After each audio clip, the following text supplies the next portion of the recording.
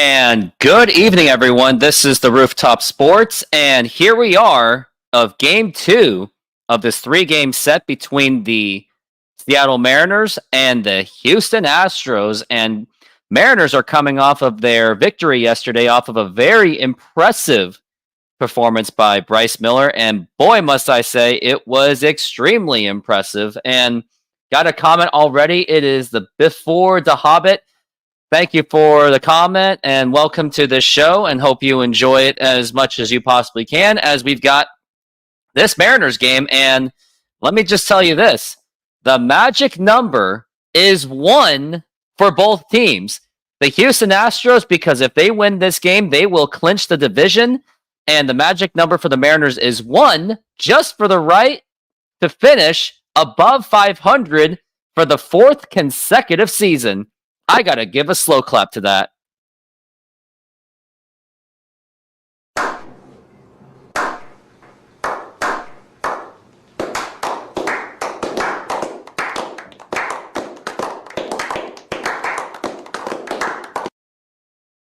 Yeah, I just could not help myself by basically making fun of the Mariners that way. Do I feel sorry? No, not really. I just can't, because they've really disappointed me throughout the entire season, and to say that would be an absolute understatement.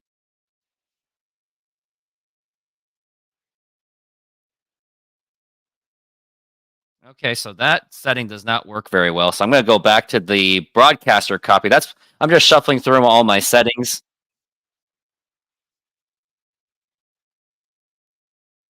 Yeah, that works a lot better.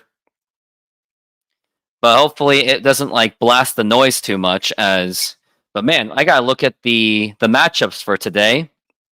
So we've got Logan Gilbert against Framber Valdez, and I hate to say it, but I think this could be the game the Mariners lose, because even in the matchup predictor, the Astros are heavily favored to win, and Logan Gilbert has kind of struggled in the second half. He's just having a hard time coming up with wins. Most of it's probably no decisions. And he does give up 23 home runs. And Framber Valdez is having one of his better years of his career. But if it does make you feel any better, the Mariners do hit on Framber Valdez pretty well for the most part. And they have this entire season. So the keys to this game for the Mariners is they are going to have to score those runs early, and as early as possible, to give the Mariners any chance of an opportunity to win this game, because they're going to have to, because it looks like the Tigers, they're pretty much at this point, I think they're pretty much out of reach, because now they are strongly in the second spot of the wild card. So I think they're pretty much out of reach. Their Mariners are now 2 games back from that wild card, and Kansas City is having a meltdown so far. They have lost 7 in a row, amazingly, 7 in a row. So the Mariners have got to take advantage of that. And Minnesota Twins, that's another team that's a threat. So if Mariners win today and Kansas City loses, they will be a half game back from the wild card, and that's something that is going to be absolutely be needed. Right now, Kansas City and the Nationals, they are tied, but Kansas City does have a man on first base with already 3 hits. So, and that's Bobby Witt Jr., so he could do damage. And then how's the Minnesota Twins? They are losing to the Miami Marlins, so there is some kind of opportunity. Jerry DiPoto said teams who win 54% of their games over the course of a decade almost always make the playoffs and often find themselves in the World Series at some point. And he also said that we are doing a fan base a favor. Yeah, that he had that little smirk laughing. It was just a laugh of arrogance. And I'm done with Jerry DiPoto. I think he's got to go. I think he's just an absolute narcissist. And usually I'm okay with the narcissist because at least they're confident, but he's a narcissist and he can't even back it up. That's why I think Jerry DiPoto has just got to go. And we've got 5 minutes left until this game begins. I just want to give you a heads up that Trident Podcast will be joining in the 3rd inning to the 5th inning.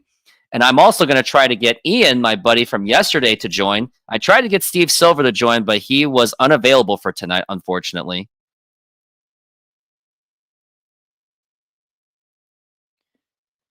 So we got Logan Gilbert in his last outing against the Astros. He had 8 innings of work, gave up just 2 hits, 4 walks, and 6 strikeouts. And I believe that, yes, that was a winning effort. And the starter was also Framber Valdez. So the Mariners, they do tend to play very well against Framber Valdez, so hopefully they will.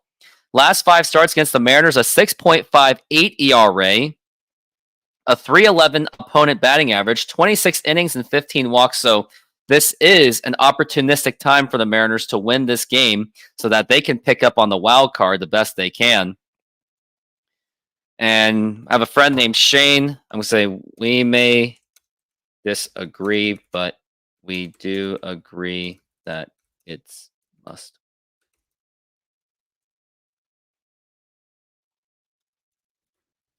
All right. So, yep. And hopefully I get some more engagement out of this video. And looks like a commercial break is going on. So if a commercial break is going to be going on, looks like I will be doing that as well. SeatGeek is a mobile ticketing app for sporting events, concerts, and other events. They make the buying experience easier by the app ranking each ticket from 0 to 10 to see if you are getting a good deal, and you can see exactly where you are sitting. I regularly use that app, and I have had nothing but a fantastic experience with SeatGeek. Use my promo code RoofTopSports to get $20 off of your first purchase. Link to the code, app, and website will be in the description, so take advantage, and thank you. Yep, and use that promo code RoofTopSports to get your $20 off. And also, I have a very recent announcement, and bear with me on this one. I'm not going to say names on this one, but just hear me out before I start this game. So, it turns out that for my fantasy basketball league, I'm going to have to find a new member of my league. And it's not because the person quit, and it's not because I kicked out the person. One of the people in my league, he passed away. And that's very tough to hear. Like, just going to say rest in peace to those, and condolences to his family and his family members. And let me go over the history of him, of how he did in my league, because he did have a pretty significant part of the league. He was part of the long history of it. He was actually a champion in the 2015-2016 season. Unfortunately, his life was unfortunately taken away a few months ago. Now, I cannot give the names because, of course, low profile reasons. But he is unfortunately no longer with my fantasy basketball family, where the league has been going on for 12 years. And I am proud to say that he was one of the champions of my league. So to you, my friend, deep condolences to you. Rest in peace for yourself. Rest in paradise. Rest in heaven. Rest in wherever you believe where it was, or if it's a deep sleep in the universe. Hopefully that you can at least see stars and beautiful nebulas or whatever it is, or whatever you would believe in, or in heaven, or whatever it is. I wish you the very best. And also for the family, I also wish the family the very best. So I thought I just had to let that out. It's a pretty tough day. I mean, it's a pretty tough thing to realize. And it's not like we were like any close friends. He was just someone that was a part of the league and was a champion in the 2015-2016 season. And I will say that I am proud of him that he was able to at least go out, at least as a champion from years ago. And Daniel Barry, thank you for being a member. You're headed to the Dodgers game. And I just also want to say thank you for very much for being a member for 3 months. I think you might be one of the longest tenured ones. And Biffer the Hobbit, if you would like to join that membership, it is $5 a month. You'll get exclusive access to my fantasy sports league. I intend to cover every single one of them, which includes like weekly highlights or like weekly games about it. So there's your opportunity. But just $5 a month, and you also get exclusive access to all of like my content about my softball life or my athletic life. So go ahead and check that out when you get the opportunity. But yes, I thought before this game started, I thought I give a tribute to one of my fantasy basketball members who is no longer with us, unfortunately. So we are moving on to the Mariners game as we got a game to cover. We got Framber Valdez, who is warming up right now. Houston are in their white uniforms. Now I just wonder what uniforms the Mariners are wearing today. We got Framber Valdez, who has a sinker, a curveball, and a changeup. He doesn't necessarily pitch the fastball very much, so he does pitch a lot of breaking stuff. But advantage Mariners, they tend to do very well when it comes to hitting off of Framber Valdez. So let's hope that the Mariners can figure this out and get a win out of this.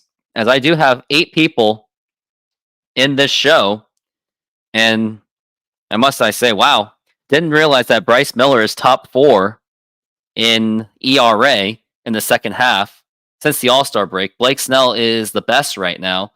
And now we're looking at Victor Robles, who was up to the plate, and I didn't even have time to express the lineup, but I'll do it really, really fast.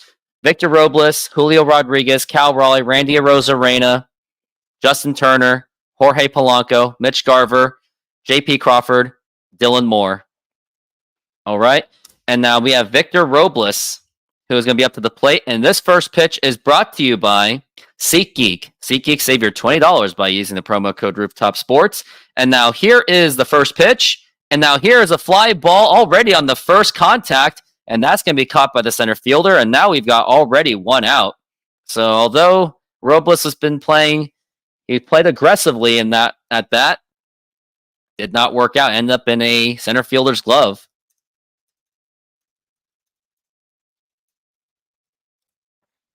And now next up to the plate is going to be, I believe it's Julio Rodriguez. And yes, it is, who has been absolutely on fire. And now here's the pitch. And that is going to be in there for a strike. Julio Rodriguez has been absolutely sensational this past week, and hopefully he can make that continue, batting .275 with 19 home runs. The pitch to Julio, and a swing and a miss, an awful swinging selection, and that's going to be an 0-2, and Julio usually feasts on Framber Valdez. He is 6 of 19 with a home run, so let's hope that Julio Rodriguez can make it happen.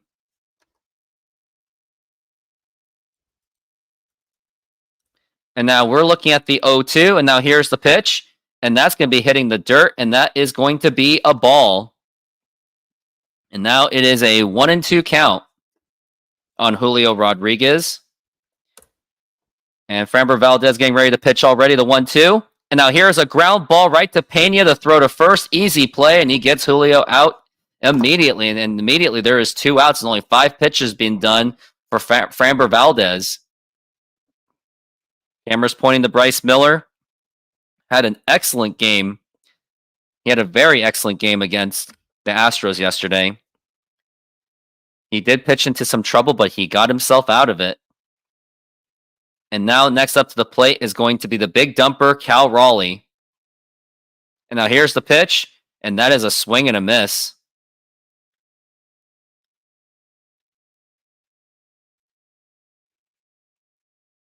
And that's going to be an 0-1 count on Cal Raleigh. And now here is the pitch. And that's going to be a strike. And that was out of the strike zone clearly. And that's going to be an 0-2 count. And now we are looking at the 0-2. And now here is the pitch. And that is going to be low for a ball. Going to be a 1-2 count. Cal Raleigh against the lefties actually does better than he does against the righties in his career. And now here's the pitch. And now here's a ground ball, and that is going to go, and that gets on by Framber Valdez, and he's going to get a hit out of that. That's it could be an error. Is it a base hit? It is a base hit for Cal Raleigh as he gets on first base. And excuse me, it wasn't career. It was actually in this entire season. He has 19 home runs as a righty, believe it or not, knowing that his dominance is actually as a lefty on the batting side. And now next up to the plate, it is going to be whoever is number 5. That is going to be number 4. That's going to be Randy Arozarena up to the plate. And now here is the pitch. And that is going to be right down the middle for a strike. It seems that Randy Arozarena is like Pedro Serrano. Can't really hit those breaking stuff, can he? As we are looking at the 0-1 pitch. And now here it is. And that's going to be outside for a ball, 1-1. So 1-1 count so far for Randy Arozarena this season, batting .221 with 20 home runs and 59 RBIs. Christian, it's been fun. You are correct, but not for me. And now here is the 1-1. That's going to be outside for a ball, and that's going to be a 2-1 count. Might as well wear this hat. I don't like my ugly haircut. A lot of my friends do, and my family members do, but I don't, so it only matters what I think. As we are looking at the 2-1, 4-game hitting streak for Arozarena, the pitch, and that's going to be low for a ball, 3-1. Framber Valdez has some excellent breaking stuff. I will admit to that. As we are looking at a 3-1 count for Randy Arozarena. Last 27 games, batting .262 with 4 home runs and an .810 OPS. The 3-1, and that's going to be in there for a strike. And I couldn't blame him for not swinging at that because that was right on the inside. That's one of the more deadly pitches to swing at. And we are looking at a 3-2 count on Randy Arozarena. And now here is the 3-2 pitch. And that's going to be ball 4, take your base. And that is going to go to first base. And we got runners on first and second. And Christian, who are the Mariners going to sign as their manager? As of now, they are going to stick with Dan Wilson, who is the manager right now. Last night with runners in scoring position, Mariners were 6 of 16 and Astros were 0 for 4. So the Mariners really did shut down the Houston Astros. But they are for sure going to have to do it again if they want to keep their playoff hopes alive. And now here is the next pitch, and that is going to be Justin Turner, and that is going to be outside for a ball. And now I feel like I got to turn on the game and check the score. I think I'm going to check on the Royals game. That's going to be the most important right now because that's the closest one. Here's the 1-0, and that's going to be outside for a ball. And that's going to be a 2-0 count so far on Justin Turner.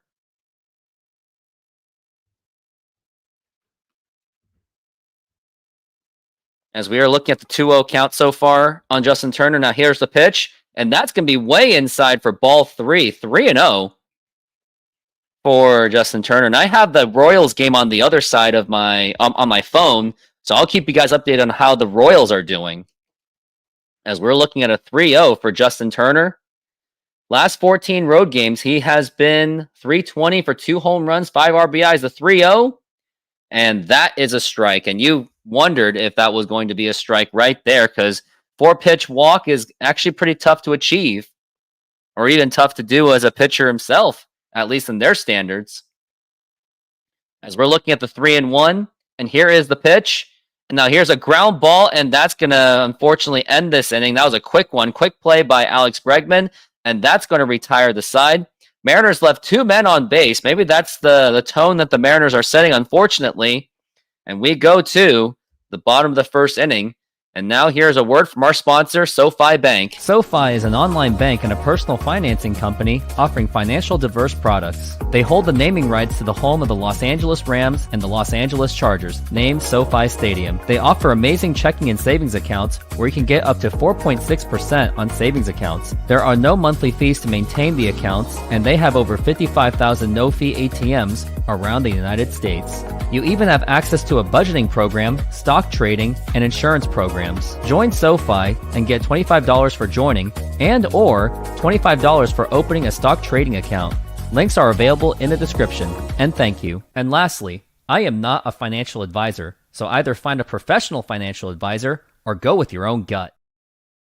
Yep, go with your own gut. Do not take my advice. Please do not. The only advice I have for you is invest. That's the best advice I can give you. And I'm going to take a look at the Kansas City game. And we're looking at the 1-2 to Renfroe. Now here's a ground ball foul as he's looking at a 1-2. as there is no outs right now. It looks like the inning had just started, and it's the top of the 4th inning, and nothing really doing so far in that game. It's a 0-0 game. It's just calling commercials. All they're doing is just talking to people. And now here's the 1-2. And that is way up high, and it gets on by. And now we are back from the break, and we got Jose Altuve, Kyle Tucker, Alex Bregman, Yainer Diaz, John Singleton, Victor Caratini, Jeremy Pena, Jason Hayward, and Mauricio Dubon. It is a 0-0 game so far, Flick of the Switch. You are correct. For the Kansas City game. And Logan Gilbert, he is at 31 starts, 8-11. He has struggled this season, at least on record-wise. But aside from that, he has been one of the better pitchers on the Mariners rotation. Aside from, I would say, Brian Wu and Bryce Miller. Yep, Flick of the Switch, you and the jokes. And now here is going to be the first pitch for Jose Altuve. Here's the pitch. And that's going to be outside for a ball. That was a 99-mile-an-hour fastball. Logan Gilbert's really got that serious arm of a fastball. Career versus Logan. Altuve does well. 393, 11 of 28 with a home run. So be careful, Logan. And now the pitch. And that's going to be in there for a strike.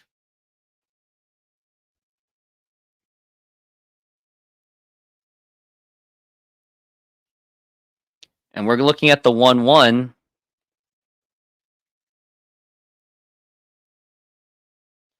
And here is the pitch. And that is going to be low for a ball.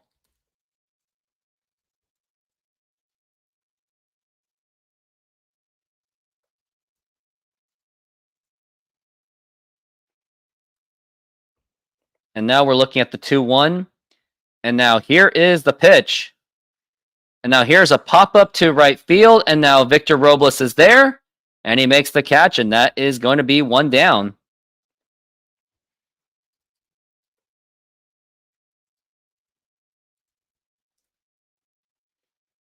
And now Logan Gilbert, he has a slider, 4-seam fastball, splitter, curveball, and cutter. He does mix up his pitches really well. And Kansas City now has 2 outs on them.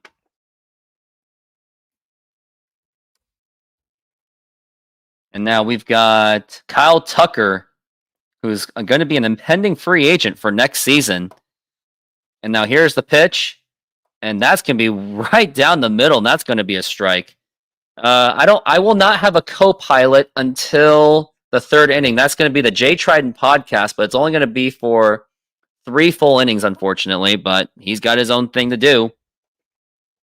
As we are looking at the 0-1 count, and now here's the pitch. And that is low for a ball.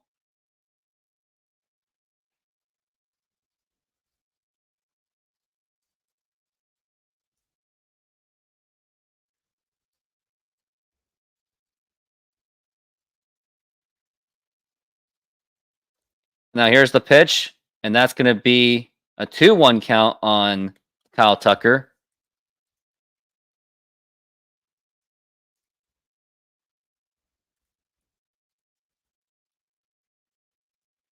And now we're looking at the 2-1. And now here is the pitch. And that is a strike. And that is a 2-2 the count on Kyle Tucker.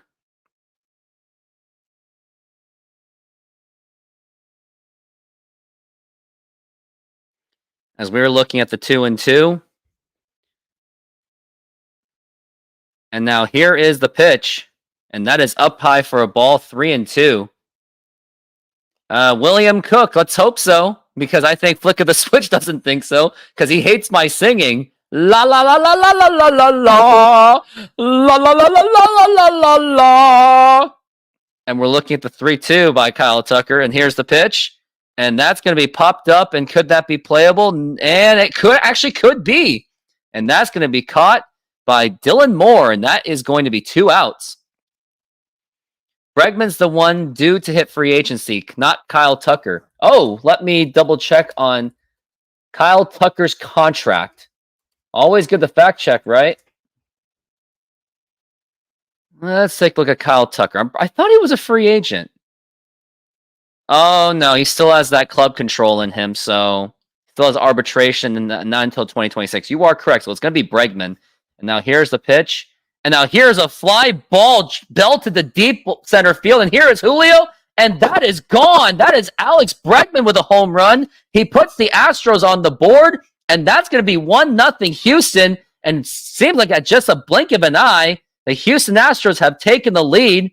And now it's 1-0. And I said 1-0 several times. But now that makes me really upset that now Houston has the lead. And yep, flick of the switch. I don't blame you saying that it's over. And you kind of felt that it was because you saw Julio just running it. William Cook gave me $10. You didn't. I didn't even ask you. Oh, but I'll take it. I will take it. I win the Vince Scully Award, don't we? Don't I?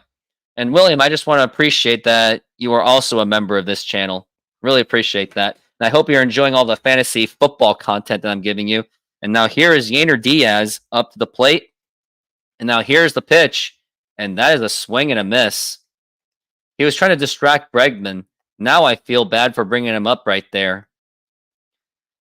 It is what it is, TK. What else can we do?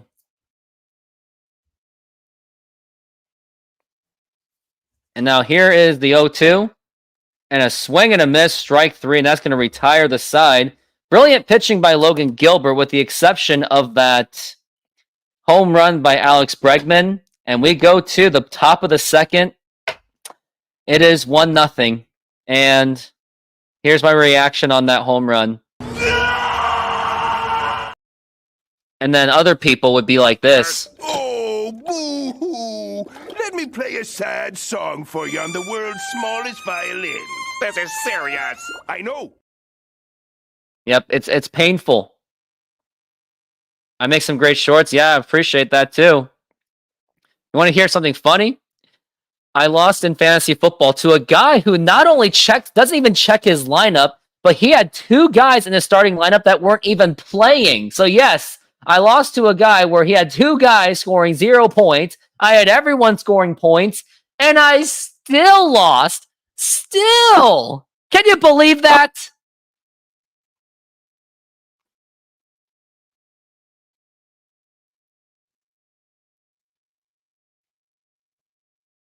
Yeah, can't anyone believe that? And now I want to make an adjustment to my mic once again because my mic has been a complete letdown. I'm going to keep testing it.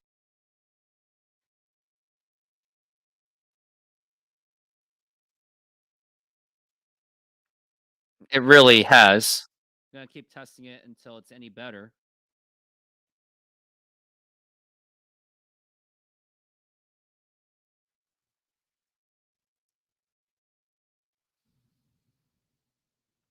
Still testing it while the commercial break is going on. And it looks like we are back from the break.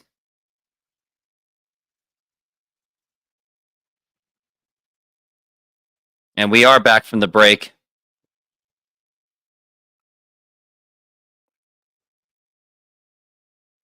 Mariners need two of the following. They have to win 2 more games than the Twins, 3 more games than the Royals, and 3 more than the Tigers. Just to maybe make the playoffs. And you want me to lower it, don't you? Okay, that's as low as I can go, flick of the switch. I don't think I can go any lower unless you think otherwise. And now here is Jorge Polanco. Now here's the pitch.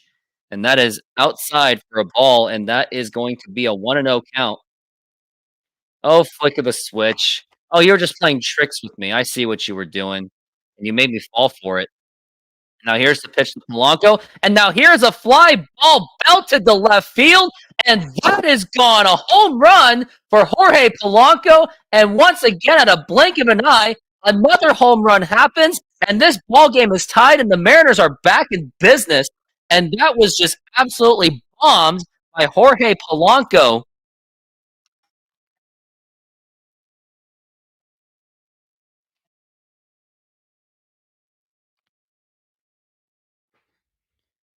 Beautifully hit by Jorge Polanco, and that just happened in just a hurry. He has hit safely in 10 of his last 16 games.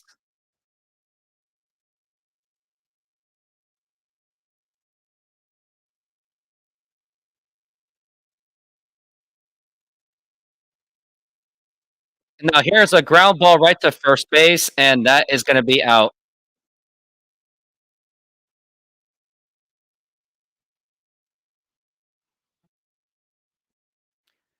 Trying to go through my microphone again. Like, I'm really thinking about getting a new one at this point.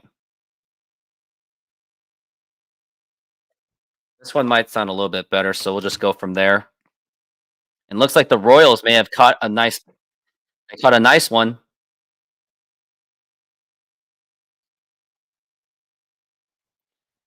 And now we're looking at JP Crawford, and now here is the pitch. And that's going to be in there for a strike.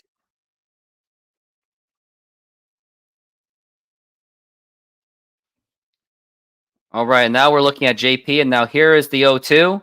And a swing and a miss, strike three, and down he goes on strikes already. Now we got 2 outs. Right after a home run by Jorge Polanco, he immediately 2 outs have already happened in such a hurry.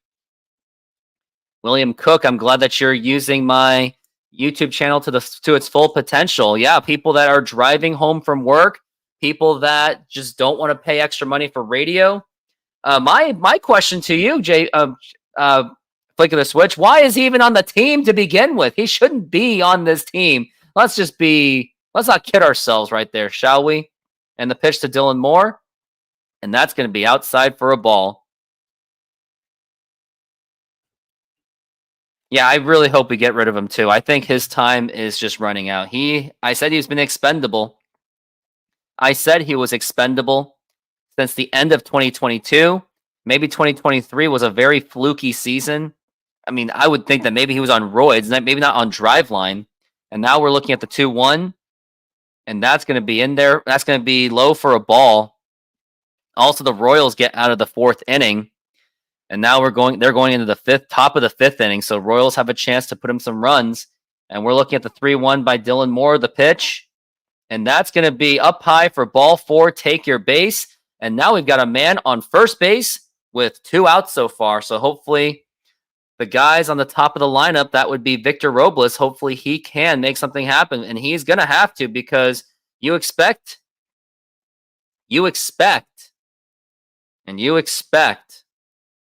the Astros to come back.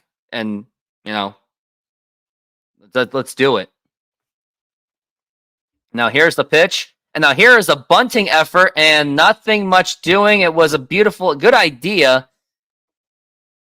but that's not going to get it done. And Victor Robles, he fell down. Let's hope he's okay, or maybe he's just frustrated the bunt did not work out. Looks like he is just more frustrated, and that's going to end the inning. And now I want to get into, I guess, commercial break, shall I say.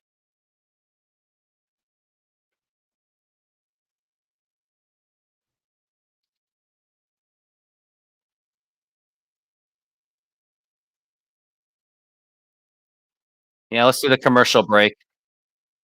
Are you looking to optimize your office, studio, or man cave? The Glance LED ticker may be for you. It is a customizable LED display providing real-life sports scores, stock prices, crypto, the news, and even the weather. Use my promo code RoofTopSports to get 10% off the purchase, and thank you. Yep, use that promo code RoofTopSports if you would like to use that Glance LED. If you would like anything like that, shall I say.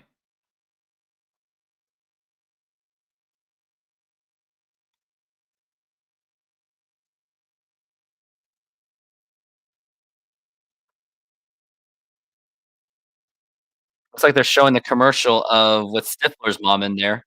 Ricky Davis, when do Julio hit? Think he'll go hit a home run? I don't know. I can't really say. I ain't a crystal ball. I don't know if I really feel a home run out of Framber Valdez, even though the Mariners do play really well against Framber Valdez for the most part, but you can't really bank on anything. Because don't forget, the last week Julio is also a thing to be concerned about. Bobby Witt Jr. is now up to the plate. Their star shortstop. Kansas City has really fallen apart, by the way, and that's an understatement. They have lost 7 in a row. And now they're showing, we're still on the commercial break at this time.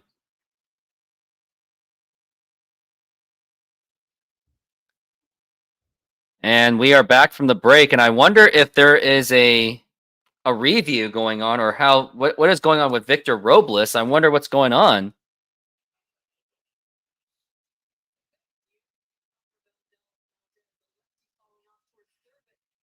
Looks like he is okay anyway. And now here's the pitch to Singleton, and that's going to be in there for a strike. As we're looking at the 0-1 count on John Singleton. And now we're looking at the 0-1. And here is the pitch. And that's going to be outside for a ball. That is going to be a 1-1 count. Baltimore is defeating the Yankees, but that may not really matter at all, because Baltimore's pretty much out of reach for that spot in the wild card anyway. The 1-1, swing and a miss, strike two. That is going to be a 1-2 count. And also stay tuned for the top of the third inning, as Trident Podcast is expected to join.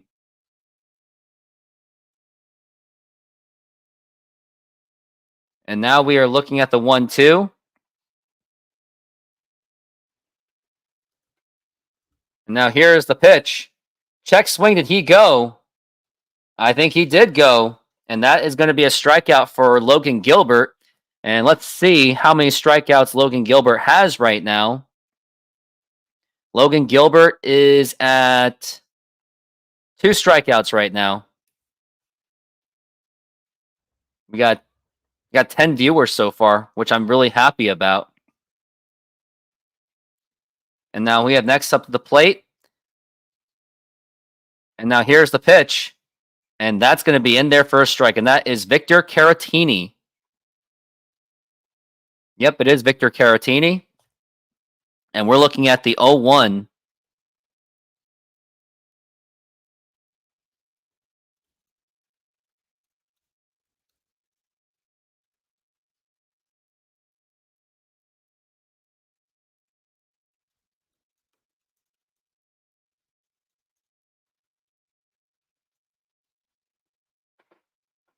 And we're looking at the 1-1.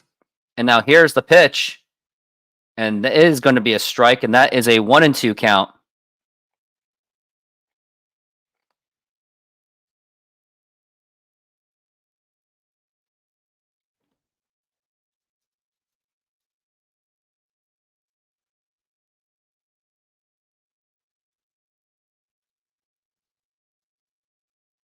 And we're looking at the 1-2. And now here's the pitch. And that's going to be slightly outside for a ball. Looked pretty outside badly anyway. Royals, Kansas City. They are on top of the 5th inning. 2 outs so far on a 2-1 count. As we are looking at the 2-2. And now here is the pitch. And that's going to be a foul ball once again, as we are looking at the 2-2 again.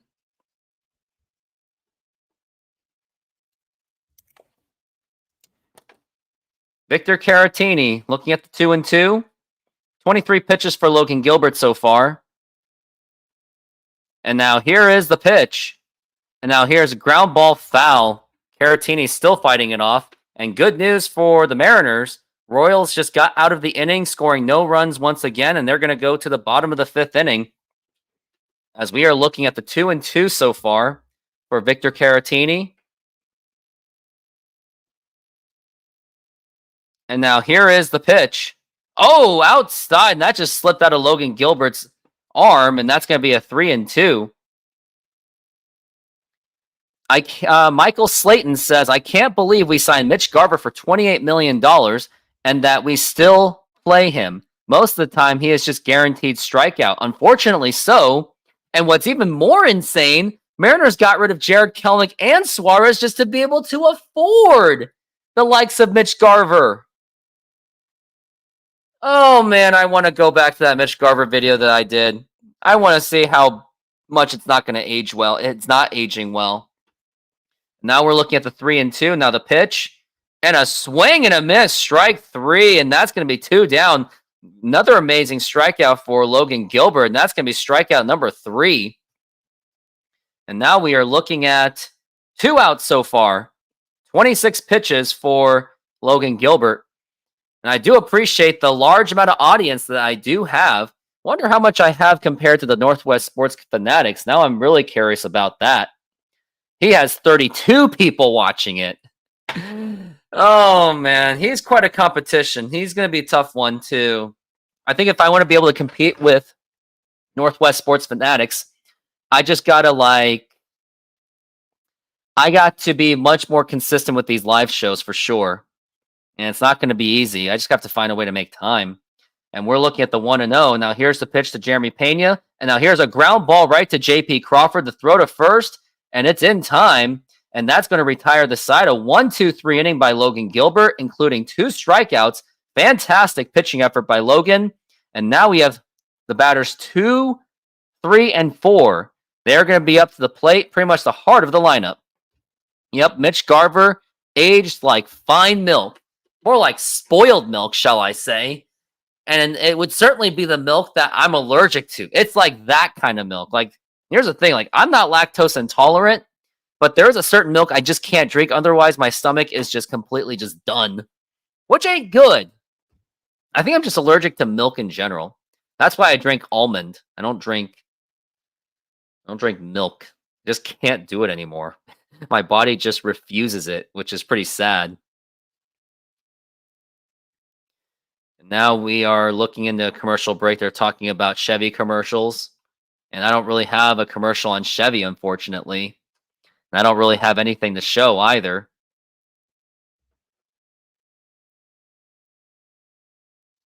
Looks like my viewership's starting to go down just a little bit. It says I have 9 viewers, so I should be okay. Maybe it's just because the Mariners are a bunch of stink holes right now. Oh, they're showing that Jack in the Box combo, aren't they? Yummy. Jack in the Box, McDonald's, Burger King, you name it. Best one in Washington I would go to if it's one of those big name ones is Carl's Jr. I love Carl's Jr. Carl's Jr. is amazing. But man, I think the least out of all of them should be McDonald's. McDonald's, yeah. Their food is just bleh. I would not eat. I mean, I do sometimes, but not something to necessarily go there to enjoy food. You're just going there just to pick up food, basically. And now we are back from the break. Mariners bullpen in the season series between the Mariners and the Astros. The bullpen has actually outplayed the Astros. And I wonder if the Trident is going to be here in moments, just hoping that he is there and ready to go. Oh, yes, Michael Slayton, you are correct. And look how much regress the Big Mac has gotten to. Here's the pitch to Julio, and that's going to be a ball. And now we're just waiting on J Trident Podcast to join the show. And now here's the pitch, and there he is. Here's a ground ball, and that's going to get right through for a base hit. And Julio Rodriguez gets on first base, and his amazing stretch of play continues. And speak of the Trident, when I was calling for him, he is now on the show. And how are you doing, middle relief man? Pretty good. Yeah, coming in here, 2 innings from Logan, 1 earned run. So let's see if the Mariners can add some runs, and I'll hold it down for the next 3. And I apologize for the poor lighting here and everything, but I've seen worse from my voice. True. I think we've had worse before. I've had people on my show where they're literally just half asleep in bed. The call-in show. Yeah, pretty much. And we're looking at the 1-0. And it's for Cal Raleigh. And now the pitch.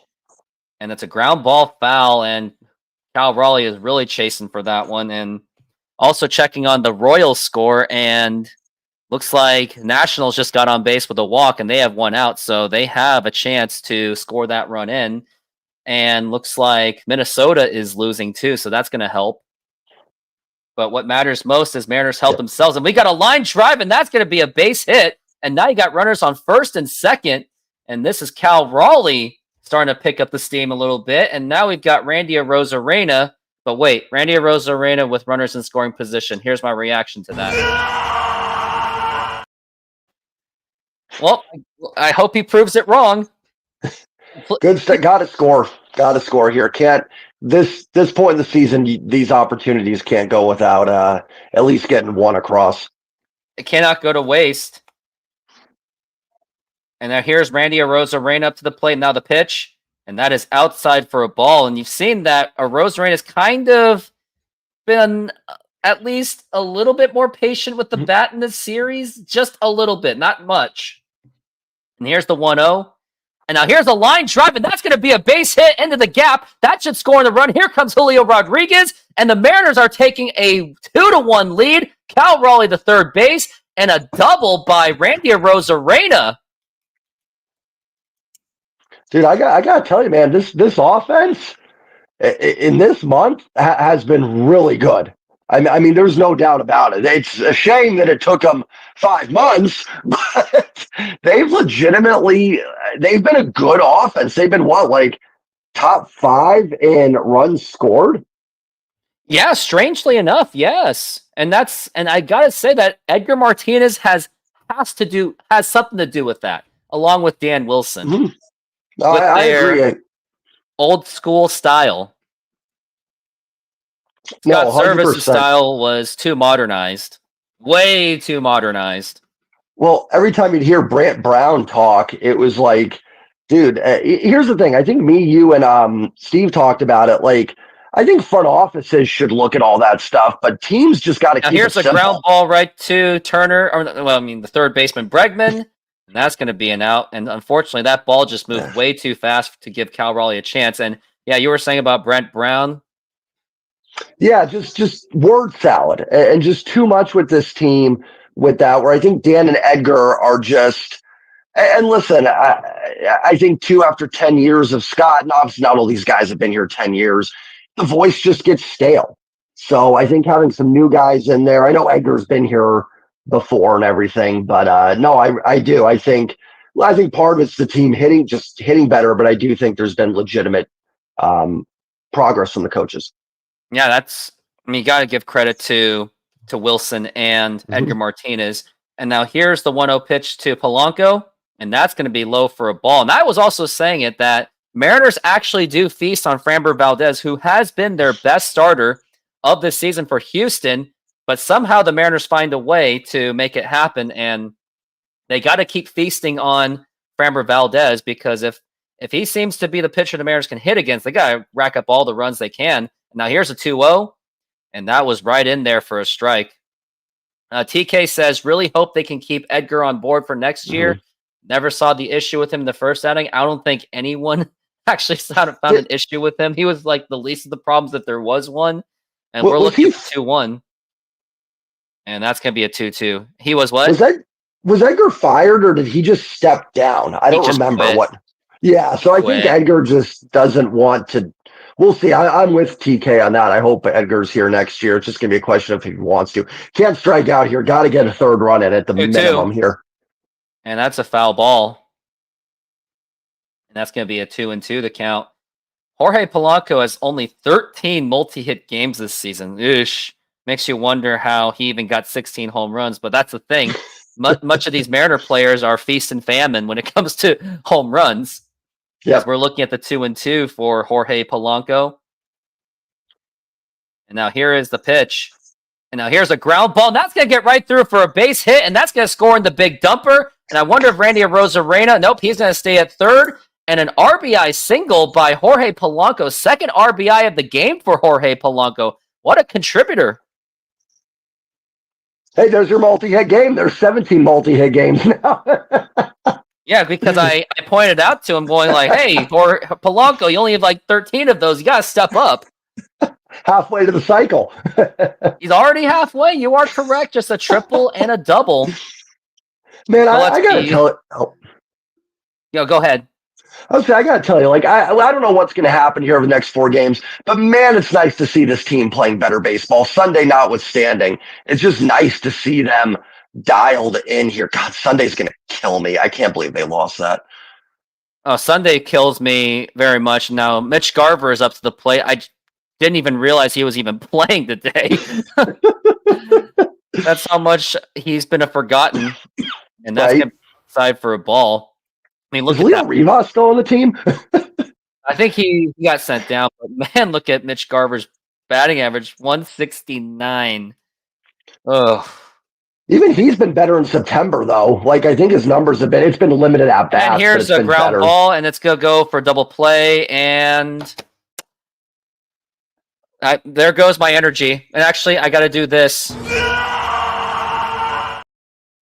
And if you're wondering why there's been irrational Mariner fans smashing the keyboard on Mitch Garver, it's because of moments like that. I'm not endorsing any kind of typing actions like that, but I'm just saying there are emotions is a thing, and people tend to channel their emotions incorrectly. Especially when, now here's the thing, now if Mitch Garver actually played up to his contract, or even half-assed it, or even at least batted 200, he doesn't get any of those. And I'm not saying that you should get death threats, but when you play like that, you get criticized. Now my TV froze. Oh, well, now you know what this channel's for. Right. That's right. Now I'm just along for the ride. I'm just a face to go with it. Yeah, just like the JP Crawford walk-off when you literally say, yep, it's all on you. That's right. The sad thing is the sad thing was your Wi-Fi betrayed you at that certain moment. All it showed was literally it was like you doing this.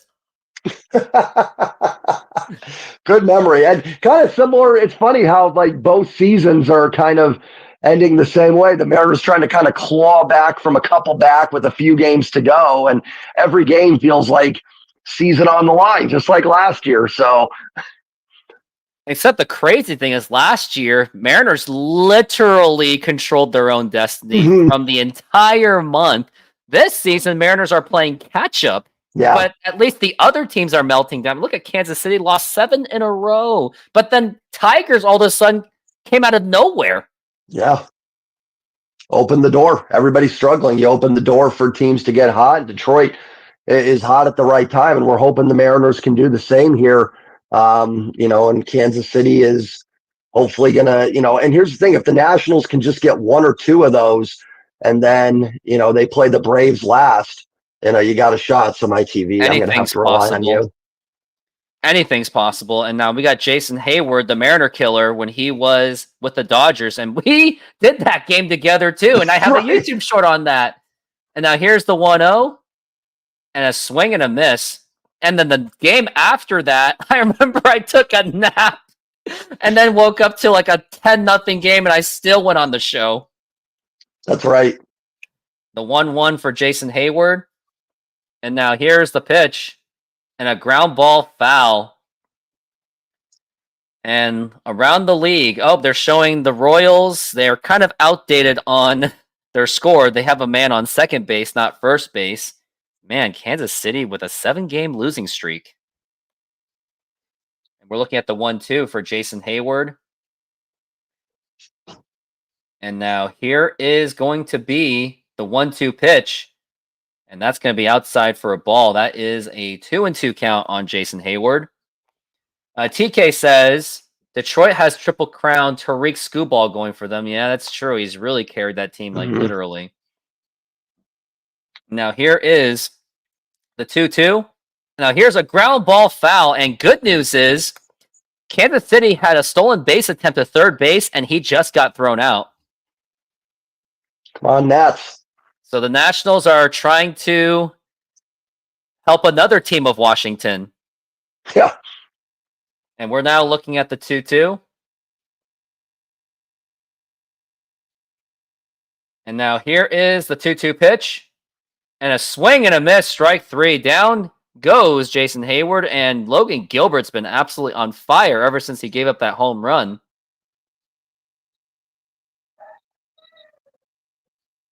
It'll be nice on Sunday, for Mariners and Seahawks people, since the Seahawks don't play on Sunday. The Mariners season's still alive. We'll get to give all our attention to baseball on Sunday. Oh yeah, I'm really hoping that don't quit your day job doesn't become Mm. a thing. And now here is a ground ball to the shortstop to throw to first in time. I mean, there'll be two sides of it, right? Like, if it does blow up on Sunday, my wallet is happy. Yeah. But for me, my heart will sink to the ground. Or if the Mariners get blasted, you don't have to be. Yeah, it could go either way.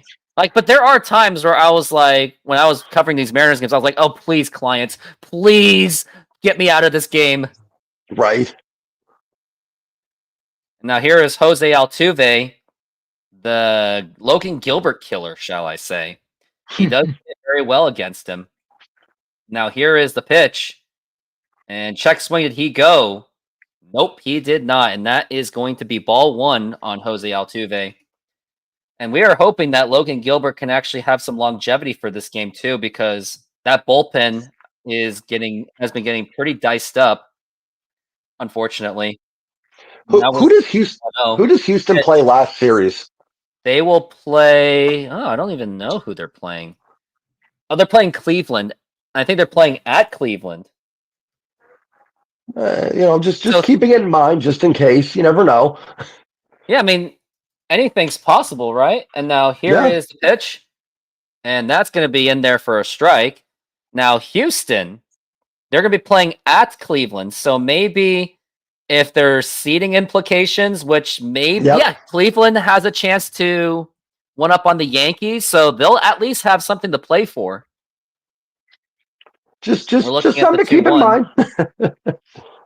And the pitch. And that will be a strike. I mean, I'm not going to say it or anything. I don't want to jinx anything, but if the Mariners win all their games and Houston loses all their games, that will be like 95 on steroids. Well, truthfully, it again, major if, right? Go ahead. I'll finish this inning. Yeah, it's going to be, it's very wishful thinking, but there's a saying. So you're telling me there's a chance. Well, and here's the thing. Like, obviously, like I said, long way to go. We're in the third inning tonight and still have to win tomorrow. But if you do that, you sweep Oakland, you just need Cleveland to win the series. Here's a ground ball right to Dylan Moore, throw to first in time. And I was going to say, let's get out of this inning and win this game before we even talk about the Yusei Kikuchi game, which I'm not looking forward to, because you would think that actually he doesn't really know anyone from the Mariners because he was on the team in 2021. This lineup's completely different. And JP might be the only one. JP, that's it. So I wouldn't even play JP that game, maybe, unless JP knows a thing about Yusei Kikuchi. And then, funny enough, the Astros have not lost a Kikuchi start this season. I really needed to know that. That means they're due. They are due, but Mariners have got to win this game. And you know, it'd be funny. Mariners win today under Scott Service. You know what Scott Service is going to do? He's going to bench half of his players because, oh yeah, we won the series. It's okay. We'll go to Oakland. He did that so many times it drove me nuts. He's gotta load manage. It's like, no. Yeah, no time for that. I mean, listen, if you can get up 9-0 and avoid using like a Munoz and stuff, great. But how many get tonight, tomorrow, 3? There's 5 games left. It's you ain't getting days off, dudes. It's all hands on deck. Unless you get to Sunday and you're eliminated, then who cares? But Yeah. I mean, Thursday they have a day off, so at least I don't have to worry about that. Because then it's gonna be Oakland, but Oakland's gonna play with nothing to lose. They're gonna play for the fans. Like, think about the emotions that they're gonna get on Thursday on their last game. There's gonna be a lot of tears. So once they go to Seattle, they're gonna be like, let's do it for one more time. Yeah, Oakland's not going to be easy. And I mean, go back to 2021 when this team was fighting for a playoff spot, and the Angels team that was not very good came in and took 2 out of 3 from the Mariners, a series that had they swept, they would have at least at minimum forced a game 163. It's a shame they got away with game 163 because it would certainly help the Mariners' chances a little bit. It would have, and I did think, although it was a very scrappy offense, I still thought there was potential to make some kind of a run in 21. And now we've got JP Crawford, the pitch, and he tried to flash a bunt, and that was right down the middle for a strike. JP, Demo, Cal called up in 21. And now here's a foul ball. Yeah, they're referring to the Yusei Kikuchi thing. So yeah, at least, but Haniger hasn't played for a while, if anyone hasn't even noticed. Yeah, I think he Now had a here's couple the at-bats pitch. on Saturday. And that is a strikeout for JP Crawford as he goes down on strikes. And now we've got one down. Next up to the plate is going to be Dylan Moore. Dylan Moore, who I think he has walked 2 in a row, it looks like. And now he is going to be up to the plate in a pitch. And that is going to be a ball. Outside. He did walk on the last at bat. And now here's the 1-0. And that is going to be a ball. And what is going on with Framber Valdez? He's kind of been losing his control a little bit. I mean, I'll take it. I won't complain. Mm-hmm. And we're looking at the 2-0 count for Dylan Moore. And now here's the pitch. And that's going to be in there for a strike. And let's check on Kansas City so far. Kansas City, it's still 0-0. And now here is a fly ball to right center field, and that is going to be caught by the center fielder. And it's going to be bottom of the 6th, and it's still no score. Oh, Demo gave that a pretty good ride. Do you want to know a game that is literally like the definition of like abyss, or like you're literally stuck in like limbo? How about the Angels versus White Sox? That's what you call limbo right there. Yeah, imagine watching that thing with 5 games left in the season, and that's the game you put on. I don't even know if I'd even cover that kind of game. Like, let's say the Mariners are like, if it was like 2013 kind of Mariners against against like, I don't know, against Houston maybe when they were bad. Would I even bother doing a play-by-play for that? I don't know. Yeah, at a season like that, it would just be, our conversation would just be about prospects. Who's playing, who's come up. Yeah. That would basically be it, yeah. And we're looking at the 1 and 2 for Victor Robles. I mean, 2019 season, if I had a YouTube, I'd be covering all the minor league games. And here's the 1-2, and that's a foul ball. Like, I would have covered the Jared Kelenic games, Julio games, Cal Raleigh games, as Kansas City just performed a double play. So that's 2 outs already. The hitting into a double play, or they're pitching and it was a double play? They pitched into a double play. Yeah. And did Robles swing at that? He did not, and that's going to be a 2-2. It's crazy to think that he is the only above 300 hitter on this Mariners team. This is an insane feeling to think. Just don't see a lot of 300 hitters nowadays. You just don't. Like, batting 310 is... I remember the old days when each was batting 312. That was considered abysmal. Yeah, he had a down year when he's at like 302. At least he had 15 bombs that season. That was 2005, I remember. I think it was 303. Yeah, it was something like that. That is crazy that was considered like, oh man, he dropped off. He dropped. And now we're looking at a 2-2. Now here's the pitch. And that is inside for a ball. That is a 3-2 to count. Got 2 outs, unfortunately. Trying to get on for Julio. He's hot. Yeah, got to get on for the Julio. And now we're looking at the 3-2. And now here's the pitch. And a swing and a miss, strike 3, and that's going to retire the side. And, I got to tell you this, too, that my fantasy football team, I played against a team that doesn't even check his lineups, and he had 2 guys in the starting lineup that weren't even playing, so that means 0 points. And I still got obliterated. I've been there. I think anybody that's played fantasy football, we've been there before. It's the worst feeling, but it's happened to the best of us. I remember how much I was downplaying that guy. I was like, oh, yeah, it's a bye week. And then, oh, wait. Well, also depends on what positions he had out, too. Sometimes you can get away with it in certain spots, but I can check. Yeah, it happened. Yeah, it happens. So he gets 1 or 2 guys that go off, and your team struggles. It's I've like I said, I've been there. I've lost games to people. I've won games when I've forgotten to check. I've been that guy too. So. Oh man, yeah, Josh Allen. I mean, yeah, I don't know. 30 points. Derrick Henry blew up. Amari Cooper blew up. And he had a couple. His tight end got 0 points, so that he could get away with that. The running Yeah. back is like hit or miss. Me, all of my guys underperformed with the exception of Marvin Harrison Jr. and Amon St. Brown. Everyone else, my quarterback was a letdown. One of my running backs was a letdown. Jackson Smith and Jigba was a letdown. Dalton Schultz, tight end, was a letdown. Everything, like it was like disaster. Well, fantasy football is so reliant on touchdowns. I mean, you could have, like, I won week 2. I had to pick up because I have McCaffrey and obviously was out. And so I had to pick up Khalil Herbert, I think, off waivers. Guy gets like 2 carries a game, but he had 3 carries, 8 yards, and a touchdown and a catch. So he gets like 10 points. That's all I needed. So it's all about getting in the end zone in fantasy. It is. And speak of, how's your fantasy baseball team from that jumbo league of content creators of the Mariners? Oh, I'm not gonna lie, I've not checked it in like a month. I was so far at the bottom of the barrel that I who was winning? 0-10.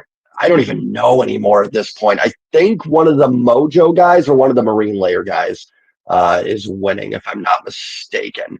But yeah, I have not checked that in a minute. I was like 0-10, then I won like 3 in a row, and I lost 2 in a row and kind of gave up at that point. So.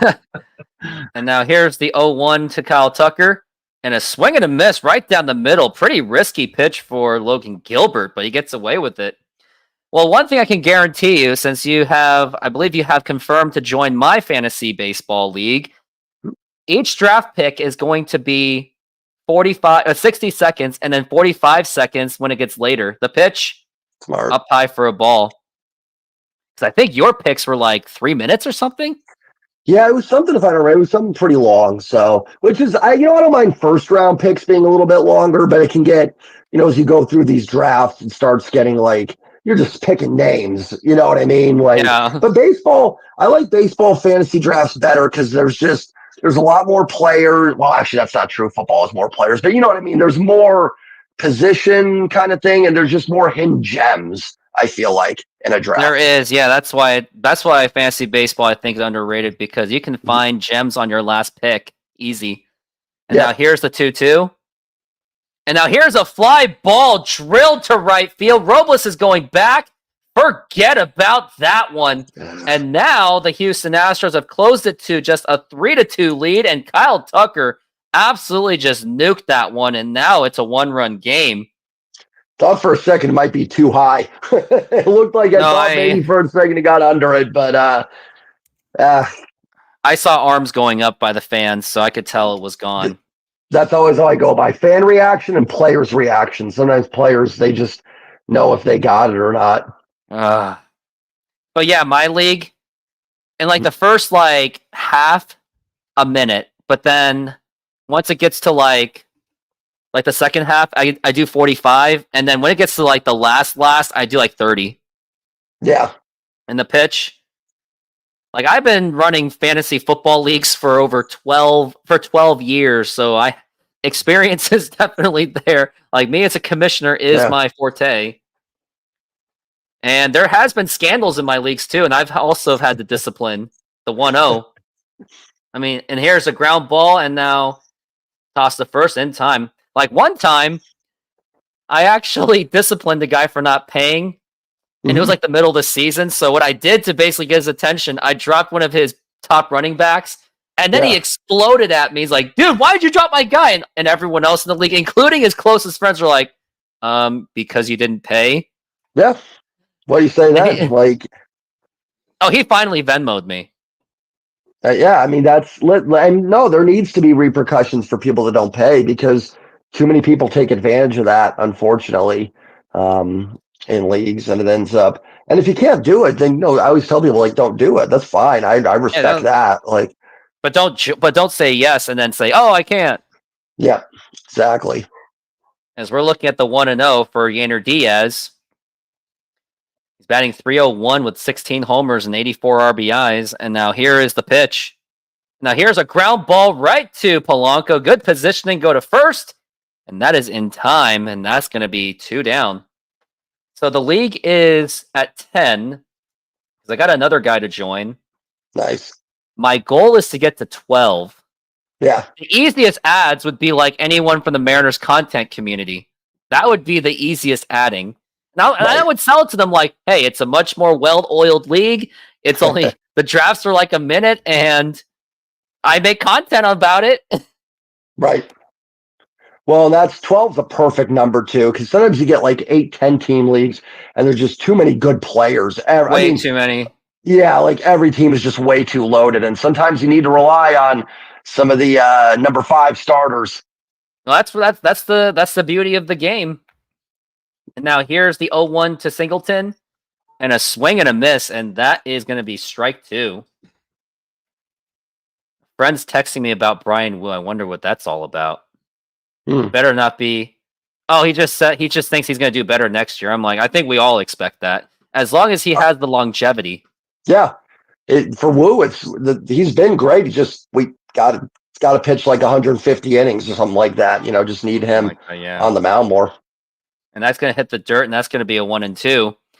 Like Emerson Hancock, I think we've seen enough of him. Like the guy, unfortunately, he just has no longevity. He's a 6 starter, and he's fine in that role. He's perfect for, hey, Logan's going to miss a couple starts for something. Hancock can come in there. He's going to give you 5 innings, 2 earned runs, 3 earned runs. He's going to keep you in the ball game. I mean, certainly not what you'd expect from a first-round pick, but, it's serviceable. I have no problem with Emerson Hancock, even if he had to be the 5th starter if something happened. Like that he's fine. He's just not electric. And a foul ball, and that's going to be still 1-2. So yeah, how the league's going to work? If I do right now, it's an 8-team league. So basically, if you make the playoffs as a top 4, it's automatic semifinals. Yeah. Right now, I'm in the finals, and it's literally a deadlock. It's at. We do it by categories. It's 4-4 to 3. Yeah. Ooh.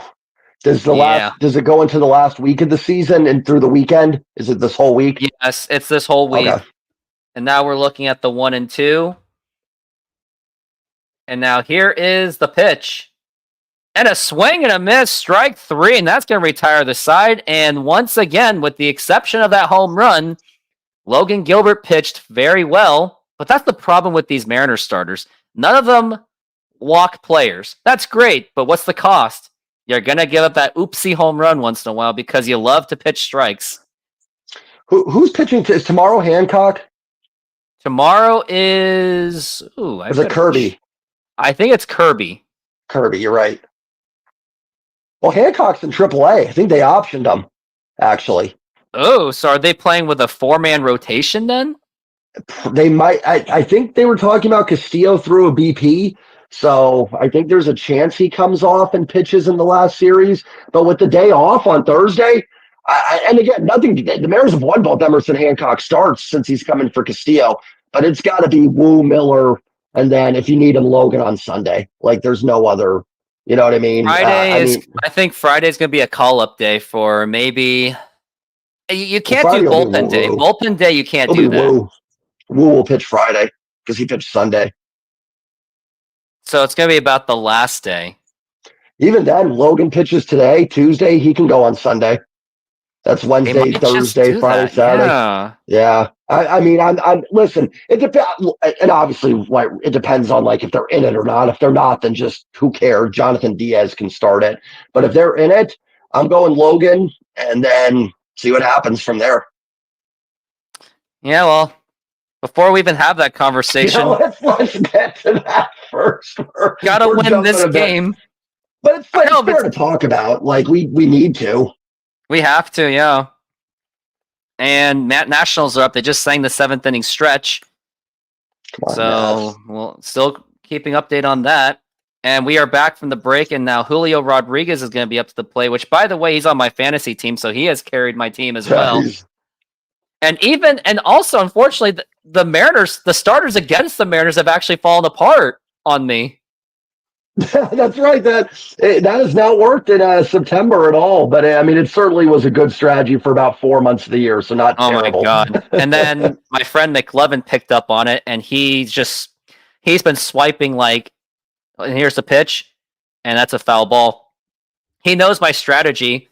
And he's playing for 3rd place, so he's still playing, so he's basically picking players just to annoy me.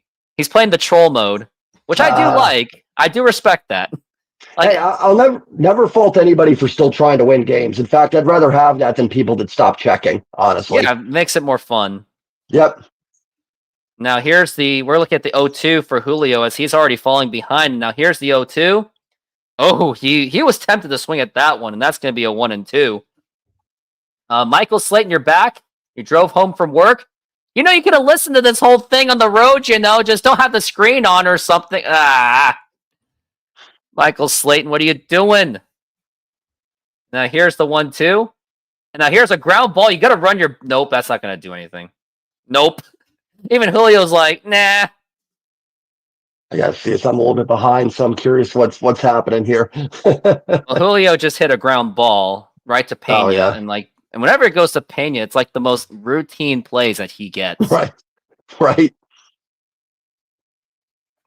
And now well, we are Valdez looking at 69 pitches. You'd love to have a big inning here, get him out, but for the worst case scenario, he's probably out after 6. So. And now here's a fly ball to left field, and that is caught by Jason Hayward. And looks like he is shaken up in left field. Yep, he is shaken up a little bit. I wonder if the trainer is going to come out. Nope, he's actually standing in his own power. I think he's actually okay. Ooh. It was a great catch, but it came at the expense of the Mariners. It was a fantastic catch, though, but it just almost like he got his Mariners. Almost like got his hand caught in the hand-operated scoreboard. I think he jammed his hand. Yeah, it could be. Michael Slayton, you had the Mariners radio on. Well, at least if you probably had Rick Riz and Dave Sims. Well, if you had Rick Riz as play-by-play, I don't blame you. He knocked out the Oakland A's second inning panel. I wonder if that's gonna. No, I can't say there's really omens to that. If it was like Rosarena catching it and hit that could be bad omen. Right. Yeah, there's something to it. Not with So Oakland. And here's a fly ball to right field for Kansas. Not for the National. Nope. This isn't fun. Like the weekend, I'm going to try to see if I can make it to the... I'm already going to try to make it to Friday. Saturday, I'm pushing for it. It really depends on implications. Like, if they're out of it, I'll be like... Going to the game? No, covering the game. I'd rather cover the games than go to the games. I hear you. Until I'm, like, more established, I'd rather just cover games at home. Yeah. As who we got? We got Rosarena, 2 outs. Mariners are 7-4 against Houston, so they've actually played pretty well against them. They've won they have the tiebreaker. Not that, I mean, it won't matter if you lose the next 2, but I mean, the Mariners do, have the tiebreaker on Houston. So if it did come down to a tie somehow, you have it. Do have it. Now here's the pitch to Rosarena, and that's going to be a strike. And that was right in there. Emmett Brown says he's going to be at the game, one of my fans. Nice. And now we're looking at the 0-1 pitch. Now here's a ground ball. Good play by Bregman to throw to first. And it's in time. And that is, unfortunately, a 1-2-3 inning. So Logan Gilbert is going to have to find a way to still neutralize on Houston. And we know the 3-2 lead is nowhere near enough. I mean, Valdez is still in, Slayton. Yes, he is. I'm trying to think of other things to look forward to in the league. It's very competitive, I'll tell you that. Like, everyone checks. Like, everyone's consistent. Nice. I'm trying to think other things to make you excited. I guess the chatting is very active in the draft. I love drafts. Those are that's my favorite thing about fantasy is the draft. Yeah. Like, you know what I do? I go out to eat with friends that are in the league, and we go to like a buffet or a pizza place, and then we're just there throughout the entire night drafting. That's cool. I did that once for a fantasy football league a few years ago with some guys. We didn't do it in a restaurant, but we just did it at someone's house, and we all kind of hung out. It was pretty fun. So that's that camaraderie that makes it great. That's my goal for the future is hosting a fantasy football party at my home or if I have the means, I just book an Airbnb and just do it there. Right. Order pizza. People bring their own drinks. Yep. Yeah, that's perfect. That's what it's all about right there. I can't believe And the Kansas Tigers City gonna drops get the him. ball and got Nationals at second base. Okay. How many outs? 1 out. Okay. Okay. Bottom of the 7th or 8th? We're looking at bottom of the 7th still. And Framber Valdez, his pitching count is at 72. Logan Gilbert, very efficient at 55 pitches. And also, understandably, this is going to be your final inning. Yep. Yep. Unfortunately so. And I'll be solo towards the end unless I have anyone else joining, which I don't. Couldn't get Steve. And don't know anybody else. And now we're looking at some of the Loyals. maybe. And here's Logan Gilbert. And now here's the pitch to Carradini. And that is a foul ball. Mariners are very lucky that Yordan Alvarez is not playing, because I think the series would be a bit different if he was in this, because he is the ultimate Mariner killer. You know who Caratini reminds me of? Do you remember Eric Hinsky? He kind of has that stance. I don't know, just random name that popped into my head. Wasn't he like that blue collar type punk guy? I think I remember he split a bat against the Mariners because he struck out in frustration. I remember Desi Relaford made fun of him. He mocked him or something. Yeah, I remember him on the Blue Jays. I know he played elsewhere too. I think he was in Boston. Just that kind of stocky build and that stance, that open stance. I'll look up Eric Hinsky's stats because I think he was an All-Star at one point. Yeah, I think he did make one team. Eric Hinsky was huge. Yeah, he was a big dude. He was a longtime Blue Jay. He had a very up and down career, but his prime was actually his rookie year. That's right. I think he was like rookie of the year and then never really got it back. He was always okay, but wasn't. Yeah, exactly. With the exception of 2008. And by the way, we got a 2-2 count on Victor Caratini. And Nationals advanced the runner to third base, but there's 2 outs. And now here's the 2-2. And now here's a ground ball, and that is going to get right through for a base hit. It was a diving effort by Justin Turner. And that is going to be... you got to make that play. Turner's got to make that play. Even Ty France makes that play. Even Luke Raley might make that play.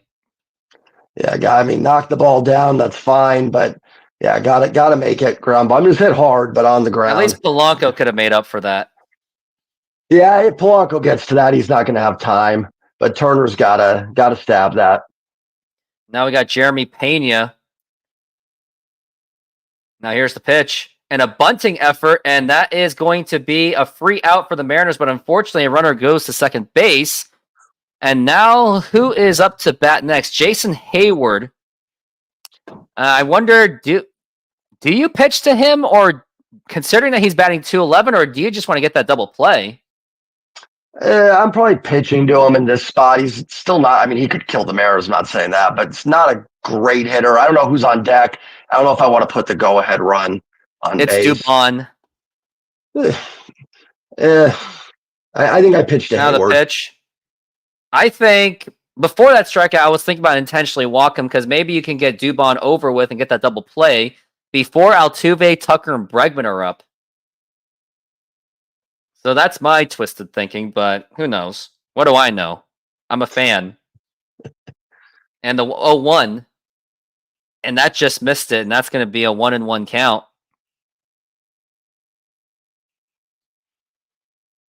And you got to compliment Jay Trident's recap is a good listen while cooking and drinking. That's his purpose. There we go. That's what it's all about right there. Same for me. A little drinking as well never hurts. So I appreciate that. Exactly. You don't have to listen to Root Sports or have to listen to radio. And now we're looking at the 1-1. And now here's a fly ball, and that looks drilled to right field.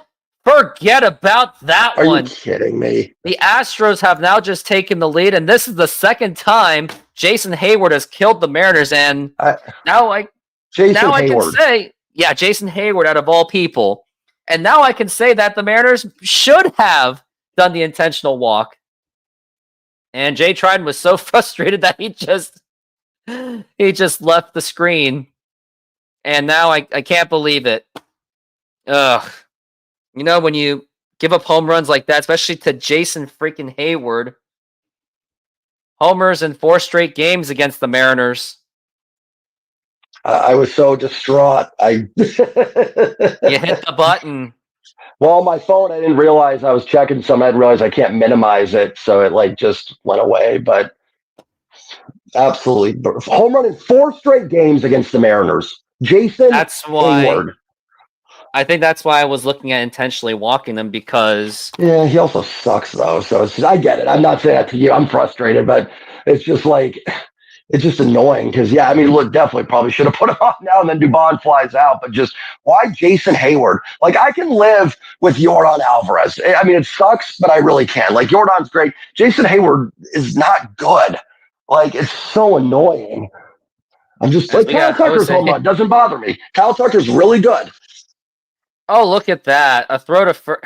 So, other than. That's the problem with these Mariners starters. They don't walk, but they're very home run prone because when you pitch a strike, yes, you want to pitch strikes. It's a good problem to have, but you're still bound to give up some kind of a home run if you're not placing it well. That's like George Kirby and Bryce Miller have those problems where they leave them hanging. Now, Miller, he pitched very well yesterday, but George Kirby, he leaves those hanging a lot. All right, man. I got to get rolling. I appreciate you having me. I'm sorry that I came in, they took the lead, and then I blew the lead on my way out. So it kind of a rough middle relief outing for me here. Well, at least we could say it was. Oh no, it's you get a -1 because the Mariners were tied. Yep, I did not even have a positive. I should have left earlier. I should have left on top, but stuck around for that. Boy, we've had a lot of streams where we get to watch Jason Hayward kill us. That's been fun. maybe don't stream games when Jason Hayward's playing. That's as soon right. as he's up to the bat, then just drop the show. That's got to be the secret. All right, man. Have a good one. Appreciate you as always. Have a good night, and hopefully they you get a too, win. my friend. Same. Bye-bye. Later. And thank you very much for Jay Trident Podcast being part of that. I swear, the Astros got Hayward after the Dodgers series when he hit that home run. Yep, to secure the sweep. Yep, that's what it was. That's what it was.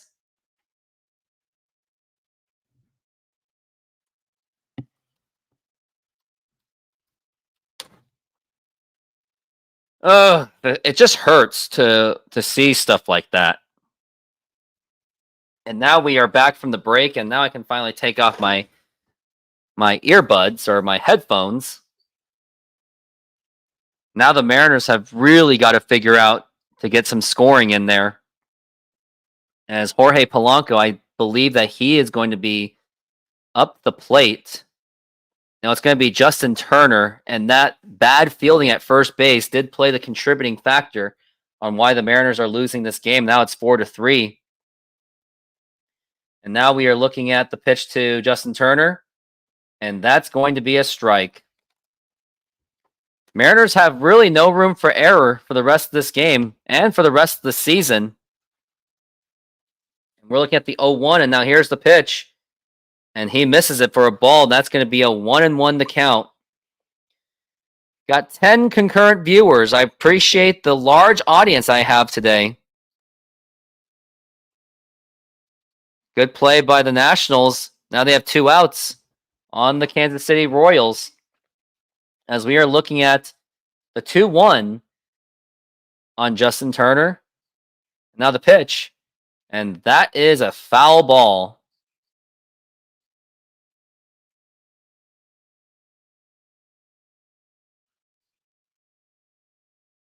And we're looking at the 2-2. And now here is the pitch. Up high for a ball. That's going to be a 3-2 the count. Hopefully the Mariners can get on base at least to get some kind of momentum going. And now we're looking at the 3-2 count on Justin Turner. And now here's the pitch. And that is a foul ball, fouled back. And looks like the Nationals are going to get out of this inning with a 0-0 tie still going into the bottom of the 8th inning. Root Sports is very outdated on their scoreboard, and I'm actually more up to date than they are, believe it or not. Marlins are beating the Twins, so this is really the game the Mariners have got to win. Like, this is the golden opportunity. And now we're looking at the 3-2 on Justin Turner. And now here is the pitch. And now here's a line drive, and that is going to be a base hit, and Justin Turner gets on base with a no-out single so far. Good hit by Justin Turner. And now we've got Jorge Polanco up to the plate, and let's see if he can continue his momentum as the kind of the low-key Astro killer. That was a nice hit by... It was a nice hit.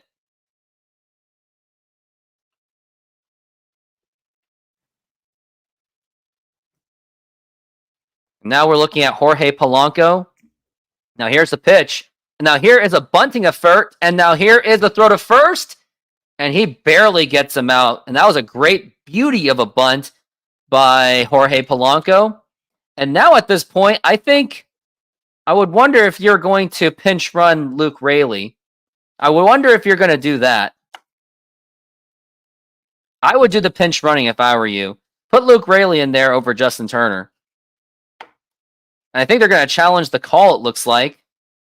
He might be safe on that. Dan Wilson's really going for the gutsiness. And we'll see the result. And it looks like he is safe. Good call by Dan Wilson.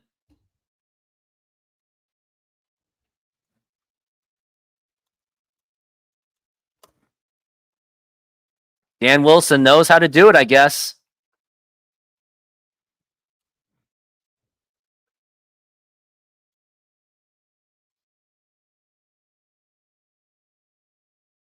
Yep, he is safe. He is safe by a mile on that one.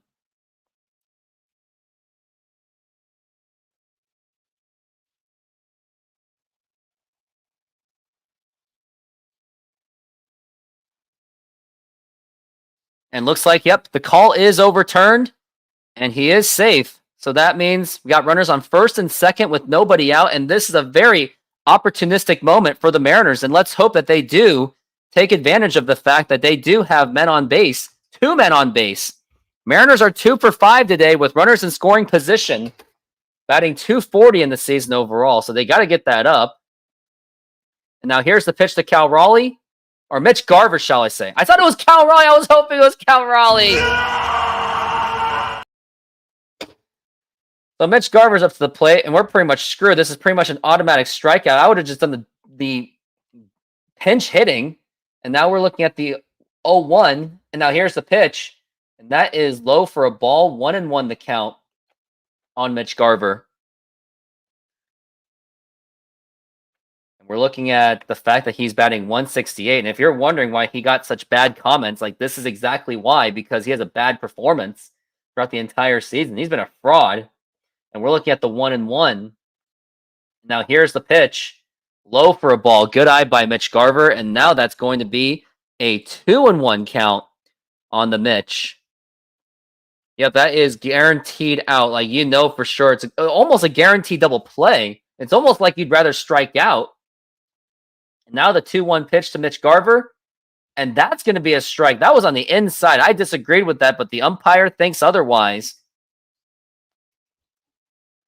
And we're looking at the 2-2 by Framber Valdez, who has 84 pitches here in the top of the 6th inning.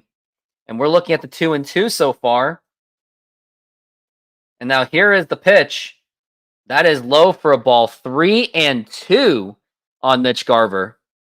Let's hope that Mariners can figure out a way to get this done in this inning at least, because they really need it more than anything, because you've got Nationals are still tied with the Royals, and you got Miami. They are beating the Minnesota Twins. So this is the opportunity. And now here is the 3-2. And now here's a ground ball, going to be a double play ball. No double play. So basically it's a glorified sacrifice bunt. And actually at that point, you would actually take that when an out performed by Mitch Garver actually worked. So that actually worked out. Who would have thought that an out by Mitch Garver actually worked. It was basically a bunt. I will take it. And now here is J.P. Crawford up to the plate. And now here is the pitch. And that is going to be a ball. Wait, was that a ball? No, that was a strike. Sorry. It was a strike. I mistimed that one, or whatever it was. And now we're looking at the 0-1. He struck out twice, so maybe I wouldn't play him. Now here's the pitch. And that's going to be outside for a ball. Like, what I would do is I would definitely see if you can do that suicide squeeze. I mean, I would be okay with that. And we're looking at the 1-1 for JP. And now here is the 1-1 pitch. And that is a strike, and that's going to be a strike too. You can't do the bunt. I would really wish that JP bunts.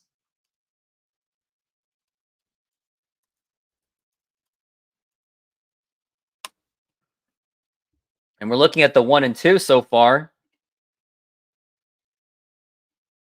And now here's the pitch. And a swing and a miss, and that is going to be strike 3. After this, I would get J.P. Crawford out of here. He really should not be on this team anymore. Like, you got a man on first and second, and you still can't score? That's the thing. I wanted Rayleigh at second base because I was done with Justin Turner.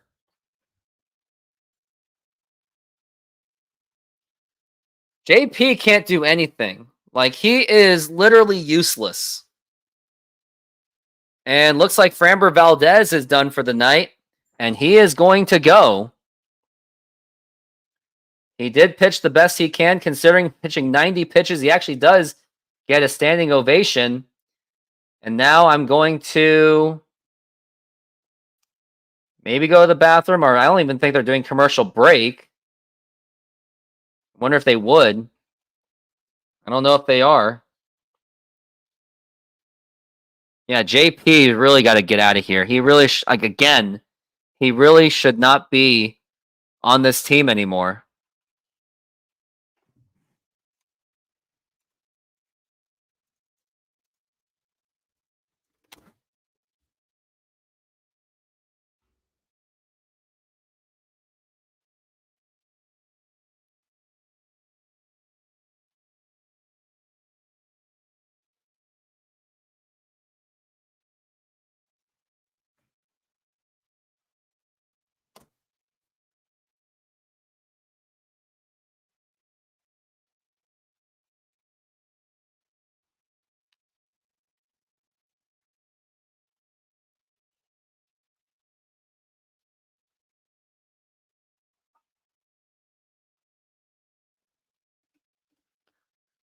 Yeah,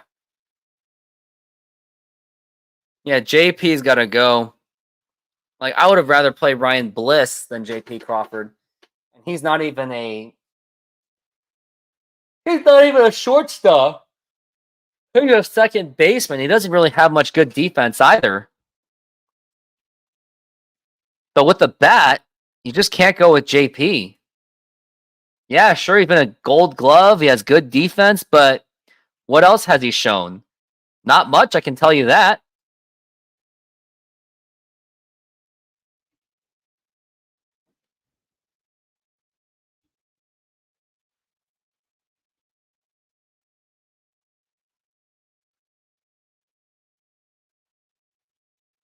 And we are back from the break, and this is Brian Abreu. Now we got Luke Rayleigh pinch hitting, and now here's the pitch.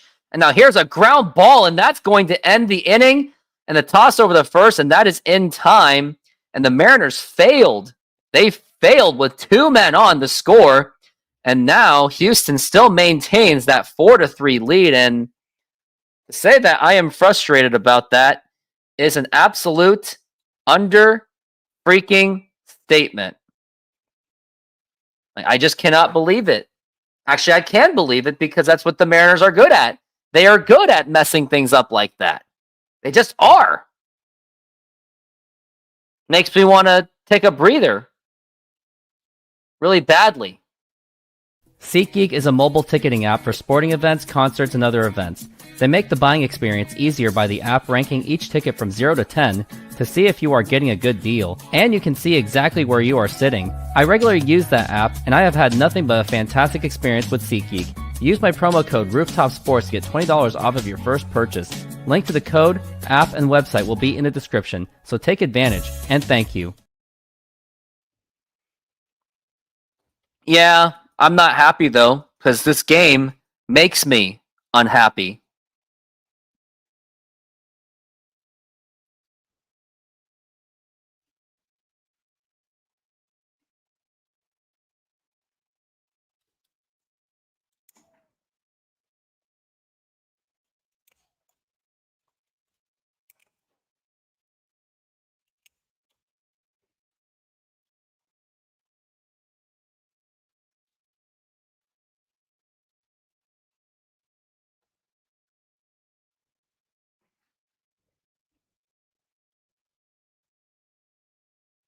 Still 4-3.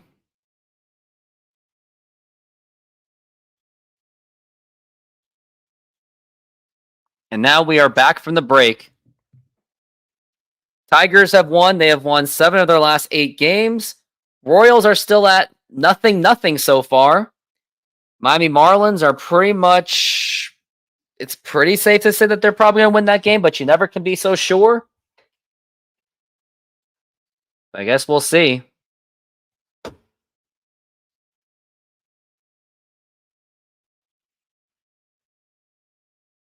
Now here's the pitch. And that is low for a ball.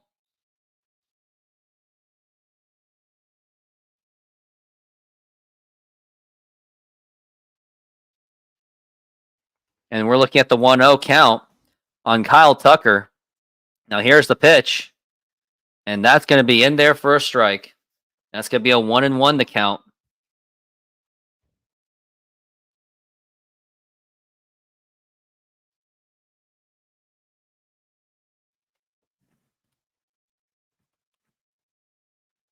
Now here's the pitch and that's going to be a ball.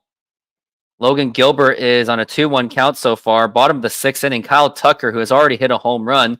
We've seen home runs by Bregman, Kyle Tucker, and now Jason Hayward. Josh Rojas has taken over for third base. And now here is the pitch. And that's going to be up high for a ball. That's going to be a 3-1 count. And I think this might be it for Logan Gilbert real soon. But he is only at 70 pitches so far, so I don't know. But he's not looking good anymore. And now here is the pitch.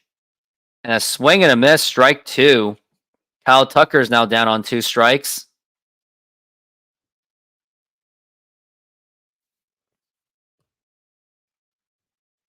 As we're looking at a full count 3-2. And now here is the pitch. Swing and a miss, strike 3. Down he goes. And that is going to be strikeout number 6 for Logan Gilbert. And we've got 1 down. 2 outs for the Kansas City Royals right now.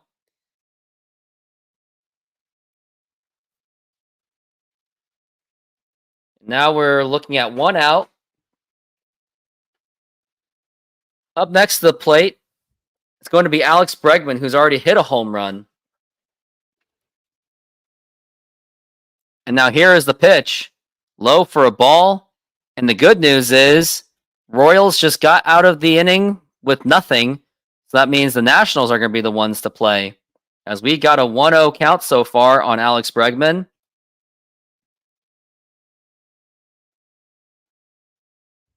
And now here is the pitch.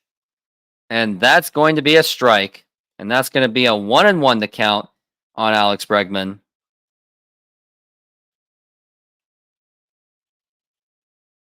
As we're looking at the 1-1.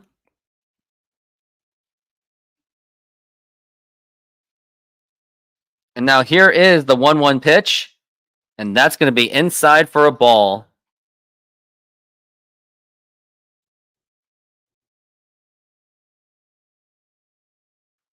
As we're looking at the 2-1 so far.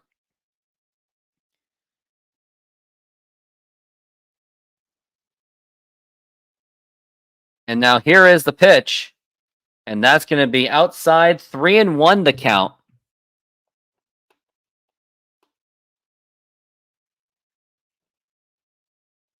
3-1 for Alex Bregman.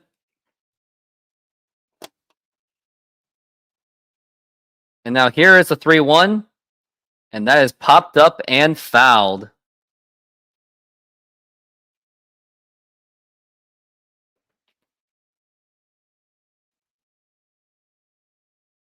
As we're looking at a 3-2 count so far on Alex Bregman.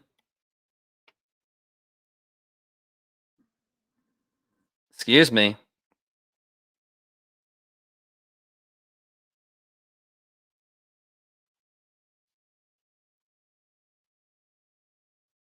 And now we're looking at the 3-2 pitch. And here's a ground ball fielded by Josh Rojas. Throw to first. And that is in time. Good fielding by Josh Rojas.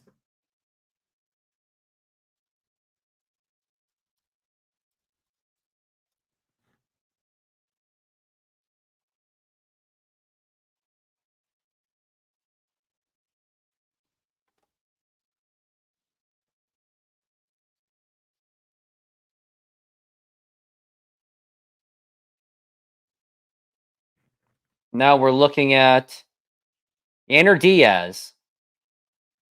And now the pitch. And that is going to be a strike.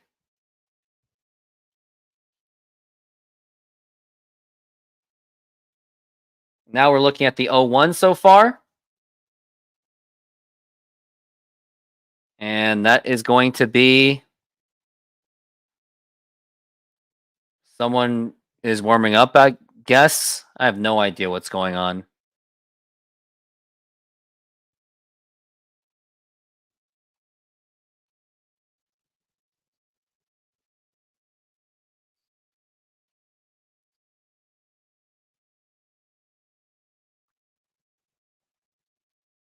And now the pitch. And a swing and a miss, strike 2.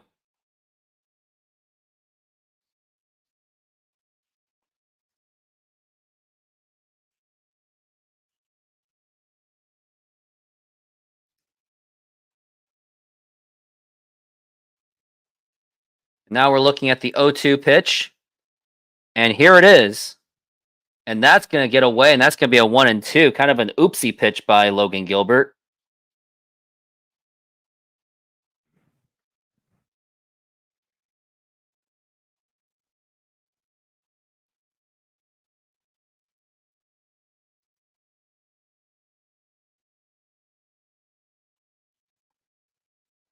And now we're looking at the 1-2.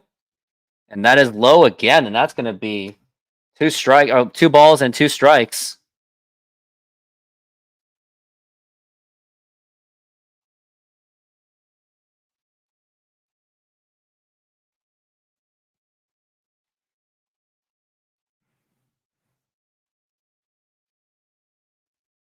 And we're looking at the 2-2 so far for Yainer Diaz. And now here's the pitch. And that is a ground ball foul, and Diaz continues to fight it off.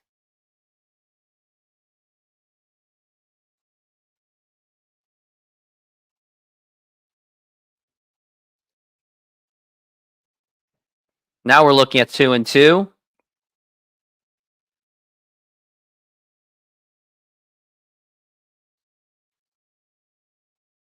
And now here is the pitch. And now here's a ground ball, and that's going to get right through for a base hit. As Yainer Diaz on 2 outs gets on first base. William Cook, what are you talking about? Squeeze me, I'll squeeze the money out of him. What are you even saying? I have no idea what you're talking about.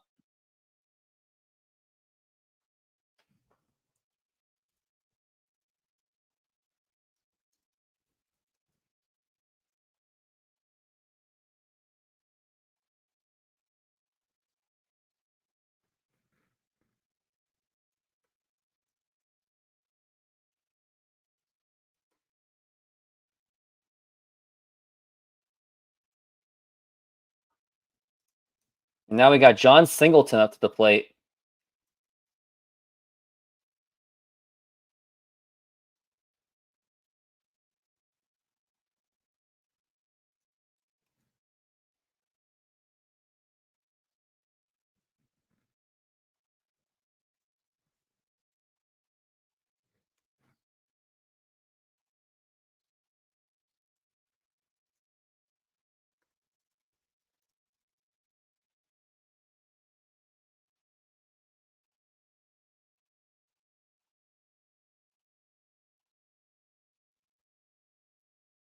And now we're looking at an 0-1 count on John Singleton.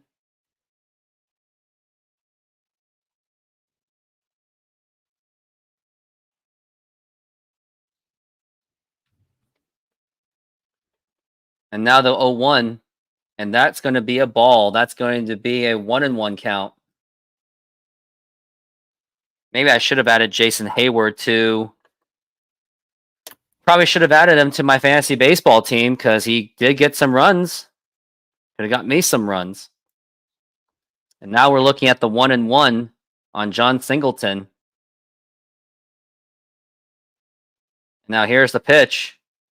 And that's going to be a ball, 2-1. And I think this could be Logan Gilbert's final inning because he has been quite a bit struggling in this inning.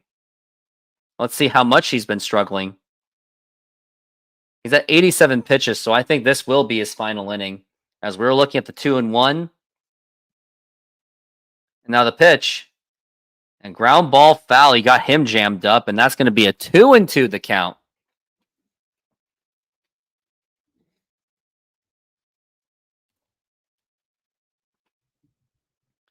As we are looking at Logan Gilbert with a 2-2.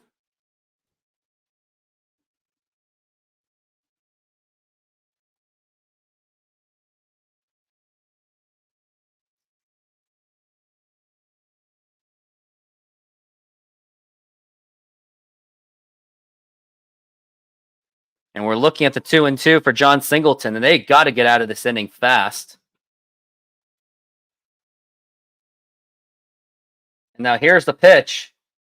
Ground ball foul, and John Singleton is now getting shaken up all of a sudden. He's kind of looks like he's hurt himself. Looks like he's okay anyway. Just maybe a little bit of wind knocked out of him. He kind of was screaming in pain on that moment.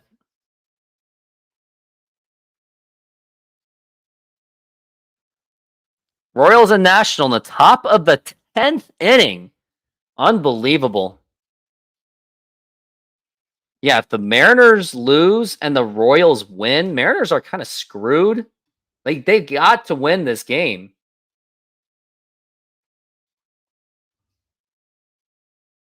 As we're looking at the 2-2 thus far.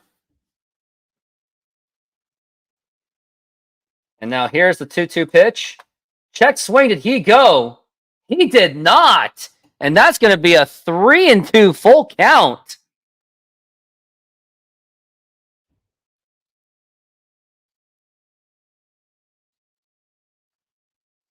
Tommy Pham is up to the plate for Kansas City with a man on second base because of the extra inning rule.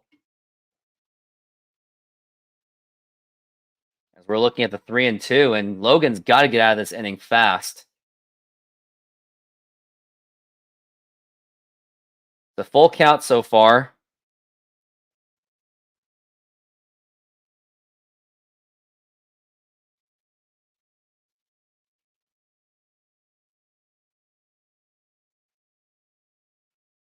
And now here's the 3-2. And that is low for ball 4. And that is going to walk John Singleton. And I wonder if that's going to be enough for Logan Gilbert because he is just, I think he is just done for the rest of this game. And Pete Woodworth is coming out. So that means he's just going to have a little bit of a talk with him. He is not going to bring him out. That means Dan Wilson will not bring him out. He's still going to let Logan Gilbert pitch. Oh, boy.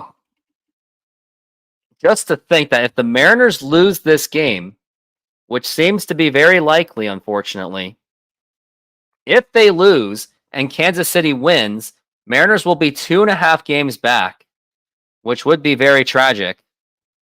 Because that means the Mariners would have even less room for error. Mariners have been 7-3 in their last 10. Could have been 8-2 had they won a game against the Yankees.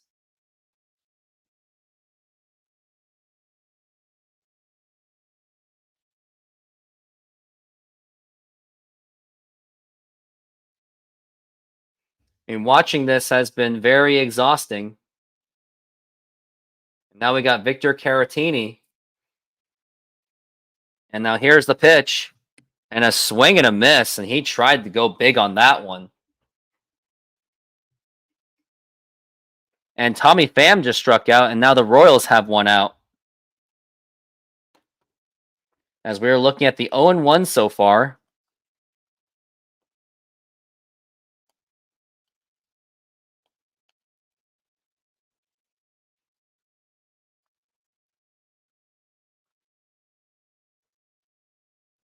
As we're looking at the 0-1 and the pitch. And that's going to be a 1-1 the count. That piece of chip. I wonder what that was doing here. As we're looking at the 1-1. Bobby Witt Jr. is now the batter for Kansas City.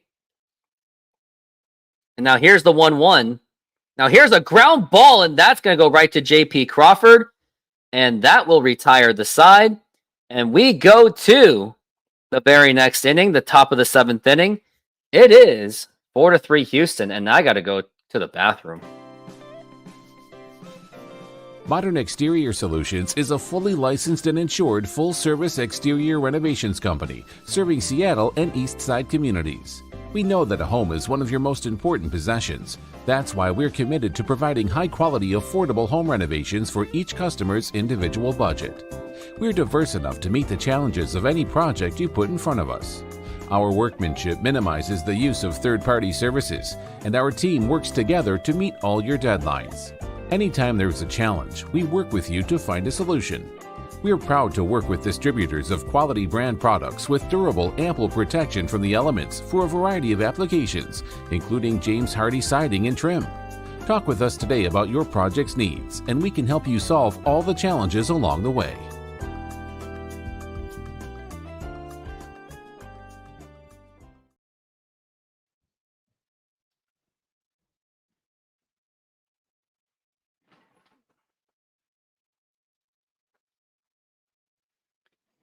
Well, I am back, hoping that the Mariners can figure something out. The scary thing is, too, is that even if the Mariners win 6 in a row, they are still in danger of missing the playoffs. You knew that this was going to be a tough series.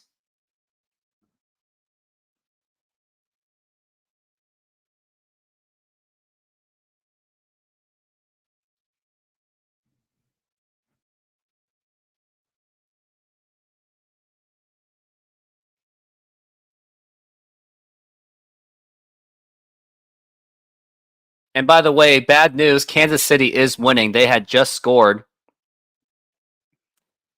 Oh, flick of the switch. You shouldn't have been gone. But yeah, I just realized that Kansas City just scored. I think that was a Bobby Witt RBI single. So Mariners, like again, they really, really got to win, or else they're going to be 2.5 games out.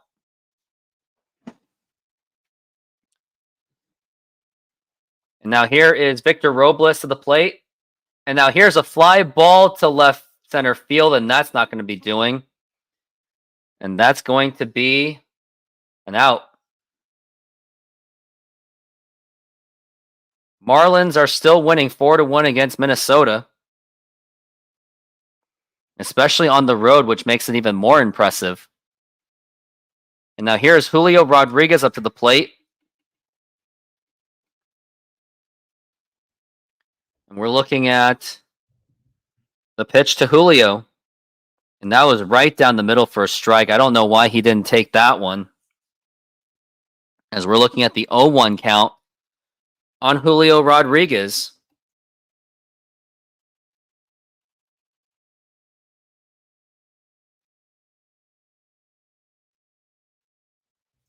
As we're looking at 0-2. And yeah, already an 0-2. Like, that's how zoned out I am of this game because of how it's going on. Now we're looking at the 0-2. And here's the pitch. Check swing, did he go? Yes, he did, and he swung it like a fucking idiot. I'm going to tweet that right now.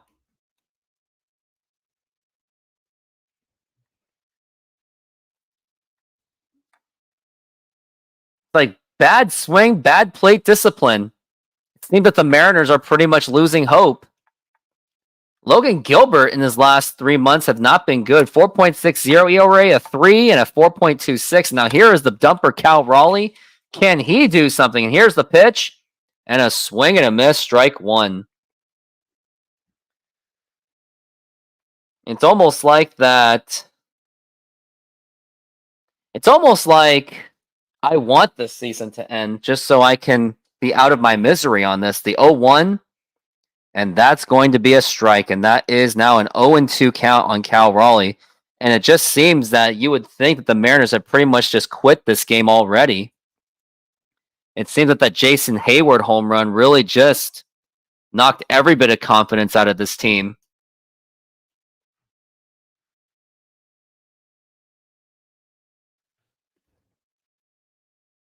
And now here is the 0-2, and now the pitch. And that is a foul ball.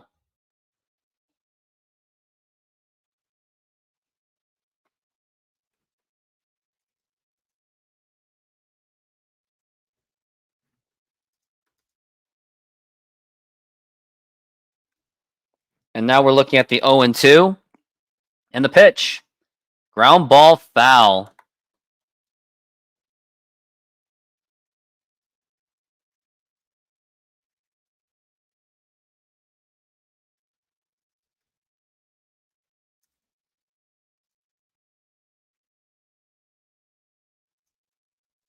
And we're looking at the 0-2, and now the pitch. Now here's a ground ball, and that's going to be an easy play by Altuve. And that's going to retire the side. And now we are going into the bottom of the 7th inning. And it's time to do the 7th inning stretch. Take me out to the ball game. Take me out to the crowd. Buy me some peanuts and Cracker Jacks. I don't care if I ever get back. And yes, I do. And so let's root. Root for the Mariners. If they don't win, it's a shame. It already is a shame that they're losing.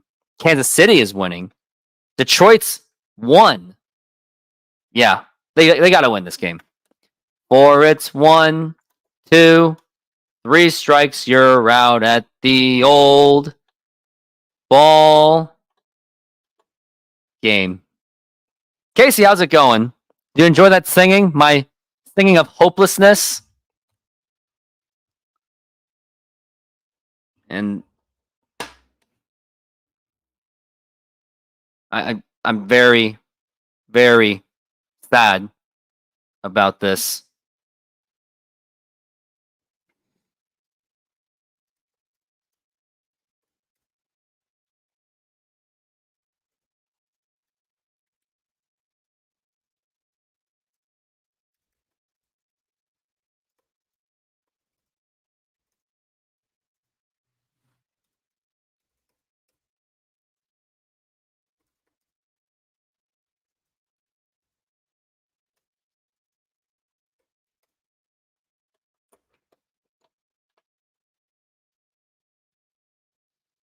And Washington gets out of the inning, but the bad news is Kansas City scores.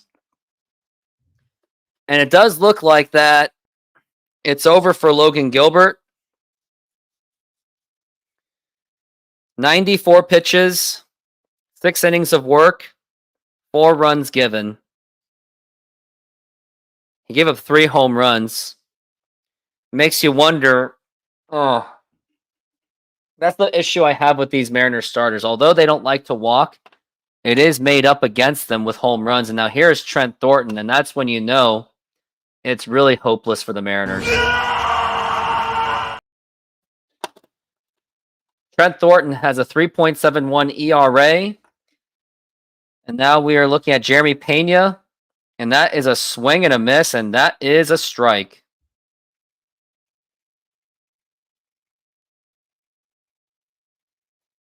And we're looking at the 0-1 so far.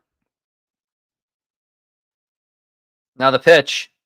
And now here's a fly ball, and that is a foul ball. As we're looking at the 0-2 so far.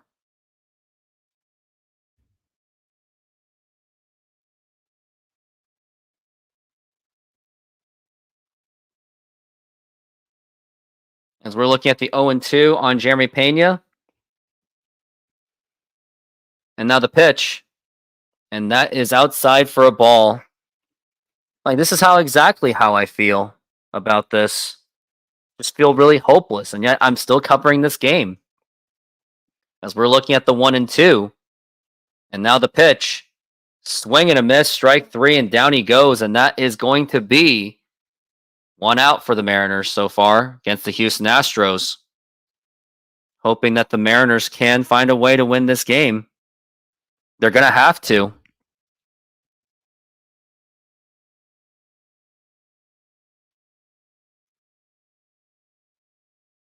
And now here is Jason Hayward, and now the pitch. And that is inside for a ball.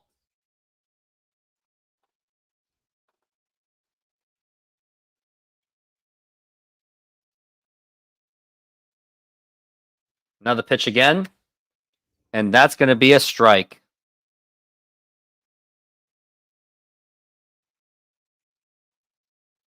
Just continues to be painful. 1-1. And a ground ball foul is down to 2 strikes.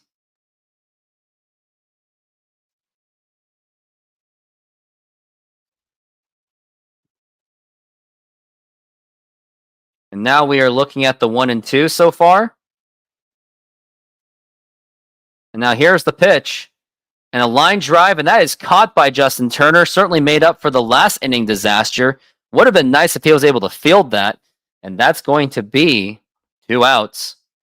And I really do think that Justin Turner should have been pulled out of this game for his defensive futility.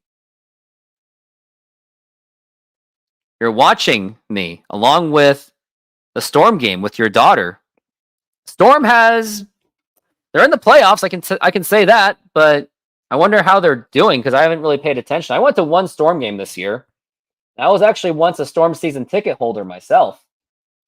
They are losing against the Vegas, so this could be the end of their season, I guess. Unfortunately speaking. Wonder how Caitlin Clark is doing. Now the pitch.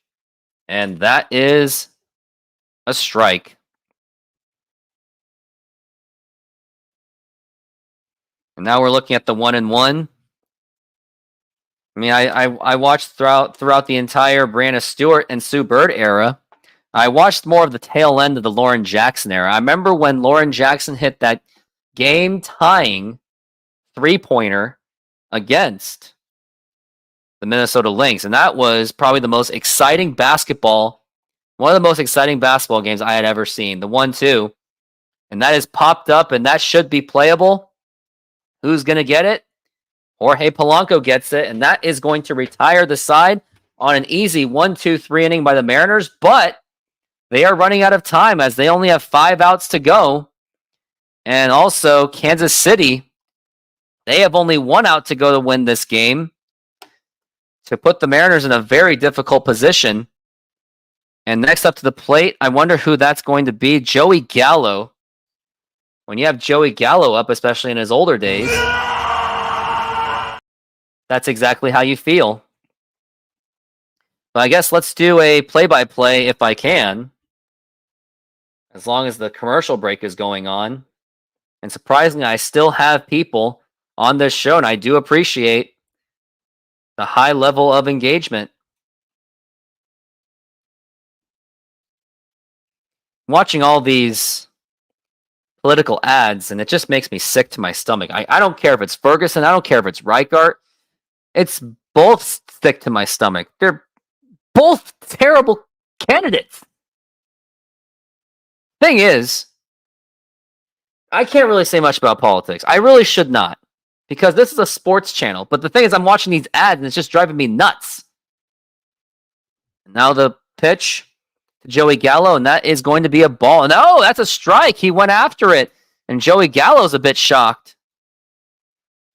And Nationals are down to their final out, and the Mariners, he didn't even go around at all. And now we're looking at the 0-1, and now the pitch. And that's going to be outside for a ball. 1-1 the count. Nationals are running out of chances, as if they already are. They are pinned to their final out. Mariners are also running out of time. And now here's the 1-1, and that is up high for a ball, 2-1. And now it looks like we are back from the break, showing the beautiful downtown of Houston, Texas. Houston, Texas was also home to Enron, the big company, the fraudulent company it turned out to be, as Joey Gallo takes it for a ball, and that's going to be a 3-1 count. And we got a new pitcher from the bullpen. It's going to be Presley, Ryan Presley, that is. And now we're looking at Randy Arozarena and a ground ball. That was a very lazy swing by Arozarena. Terrible swing. And that's going to be 1 out. 5 outs away until the Mariners lose this game. It looks like Mariners have really ran out of fight.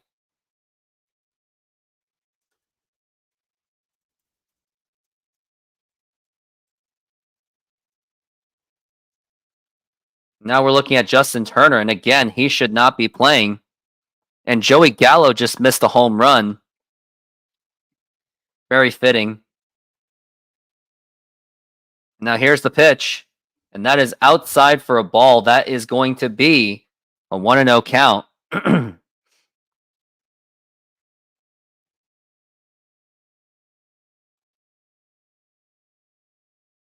now we're looking at the 1-0, and now the pitch, and that is a strike.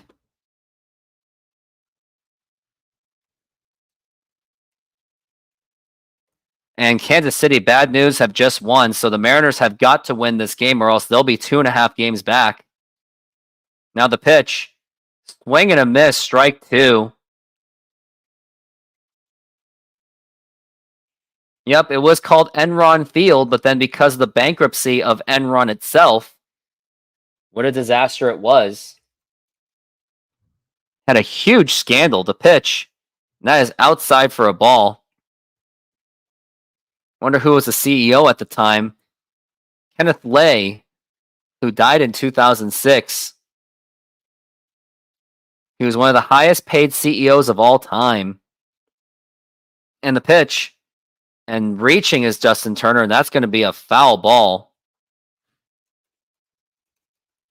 Wonder what Enron's stock history was, too.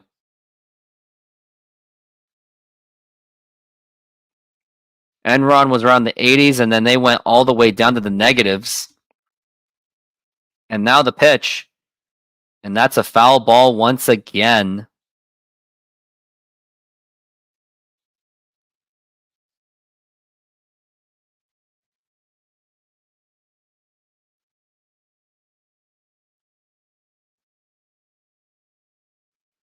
And now we are looking at the 2-2. And that's going to be low for a ball, 3-2.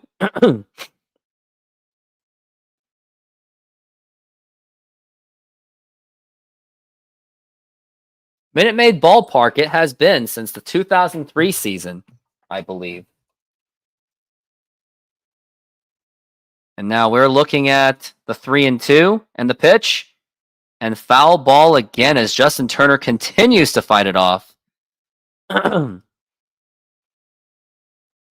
Full count 3-2. It was called Enron Field until 2002. Now we're looking at the 3-2. Full count and the pitch. And that is ball 4, take your base. And if it's possible, if there's any pinch runners available, I would see if you can pinch run Justin Turner. Which you should have pinch hit Luke Raley. Makes me nuts. I'm going to check out Northwest Sports Fanatics. 65 people watching.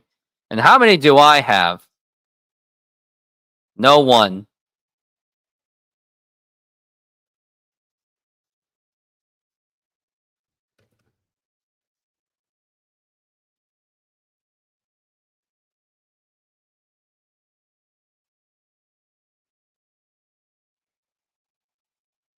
And now we are here. Here's Jorge Polanco. And now here's a ground ball, and that's going to be a base hit. And Justin Turner's going to get this, or that is Leo Rivas. Robert, how's it going?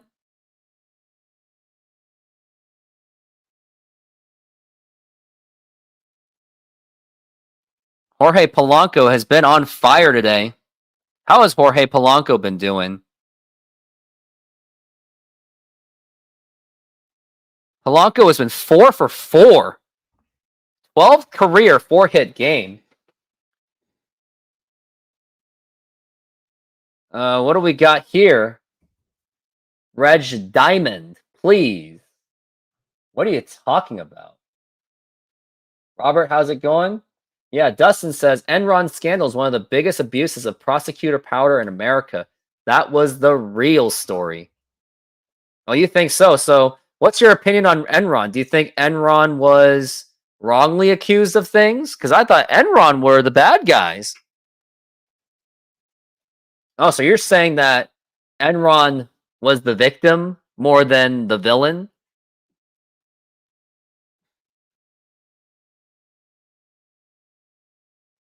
And now we're looking at Mitch Garver up to the plate. And now here is my reaction to Mitch Garver. It's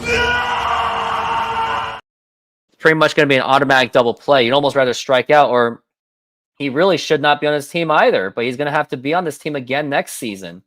As we're looking at the 1-0, the pitch. And that is going to be a strike. He's really got to come up with something really, really big. Or else it's going to be trouble. It's almost like, why do you even have him? It really shouldn't be that way. And now we're looking at the 1-1. And now the pitch. Low for a ball, and that gets away. And that's going to be third base as Leo Rivas going. And I know I sound crazy to say this, but why not just lay down the bunt? I would. Why not give it a chance for a bunt? I'm going to say, Garver, bunt, please. I'm begging for a bunt.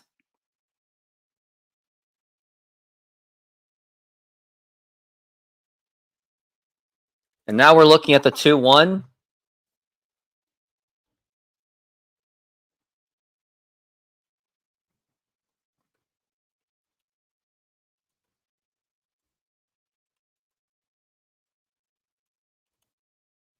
As we're looking at the 2-1 for Mitch Garver. And now here's the pitch. And that is popped up, and I don't know if that's going to be enough to get him home. Not even close.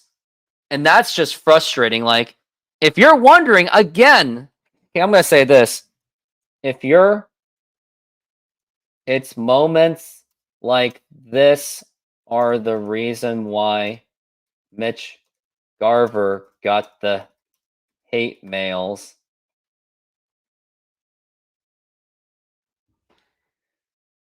And looks like they're going for another pitcher in the bullpen. I think they're going for Josh Hader.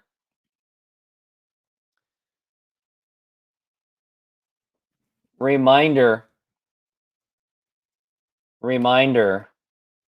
Mariners traded away Gino Suarez and Jared Kelnick just to afford Mitch Garver. Too little, too late. I mean, Mitch Garver should have just laid down the bunt. Dan Wilson should.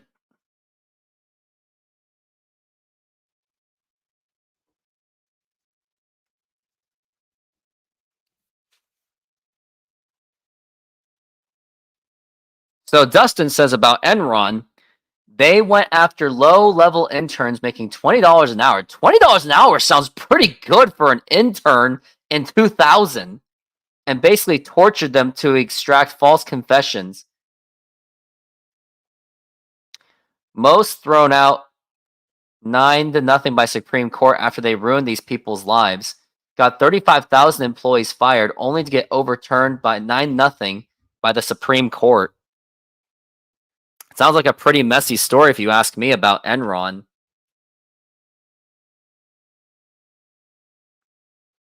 Which was known as Enron Field.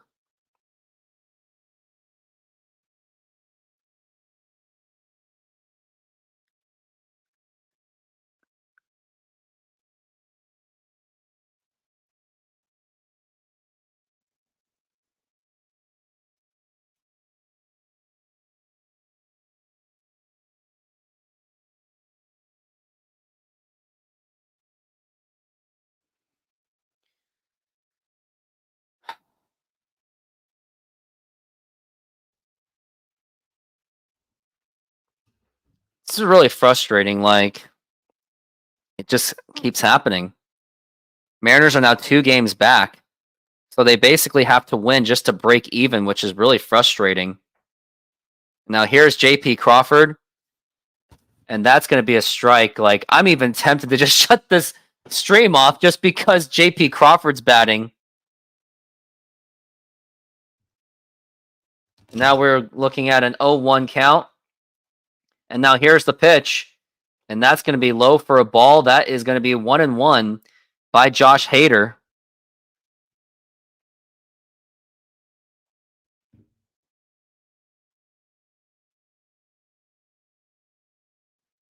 Now we're looking at the 1-1. Now the pitch. Swing and a miss, strike 2. I'm going to say it. JP Crawford really shouldn't be on this team. And we're looking at the 1-2. And I'm just going to look at the spoilers. And the 1-2 pitch. And that is outside for a ball, 2-2. Surprisingly, I have a lot of people streaming into this game. I really appreciate the amount of people that are here. And to help my channel even further, hit that like button, subscribe, and also donate to this channel as well. We have already had William do that. And now the 2-2. What are you doing swinging like that, you fucking idiot? What was that? Why are you swinging at that? I need to. No. I need a breather. SoFi is an online bank and a personal financing company offering financial diverse products. They hold the naming rights to the home of the Los Angeles Rams and the Los Angeles Chargers, named SoFi Stadium. They offer amazing checking and savings accounts where you can get up to 4.6% on savings accounts. There are no monthly fees to maintain the accounts, and they have over 55,000 no-fee ATMs around the United States. You even have access to a budgeting program, stock trading, and insurance programs. Join SoFi and get $25 for joining and or $25 for opening a stock trading account. Links are available in the description. And thank you. And lastly, I am not a financial advisor, so either find a professional financial advisor or go with your own gut. SeatGeek is a mobile ticketing app for sporting events, concerts, and other events. They make the buying experience easier by the app ranking each ticket from 0 to 10 to see if you are getting a good deal, and you can see exactly where you are sitting. I regularly use that app, and I have had nothing but a fantastic experience with SeatGeek. Use my promo code RoofTopSports to get $20 off of your first purchase. Link to the code, app, and website will be in the description, so take advantage. Modern Exterior Solutions is a fully licensed and insured full-service exterior renovations company serving Seattle and East Side communities. We know that a home is one of your most important possessions. That's why we're committed to providing high-quality, affordable home renovations for each customer's individual budget. We're diverse enough to meet the challenges of any project you put in front of us. Our workmanship minimizes the use of third-party services, and our team works together to meet all your deadlines. Anytime there's a challenge, we work with you to find a solution. We are proud to work with distributors of quality brand products with durable, ample protection from the elements for a variety of applications, including James Hardie siding and trim. Talk with us today about your project's needs, and we can help you solve all the challenges along the way.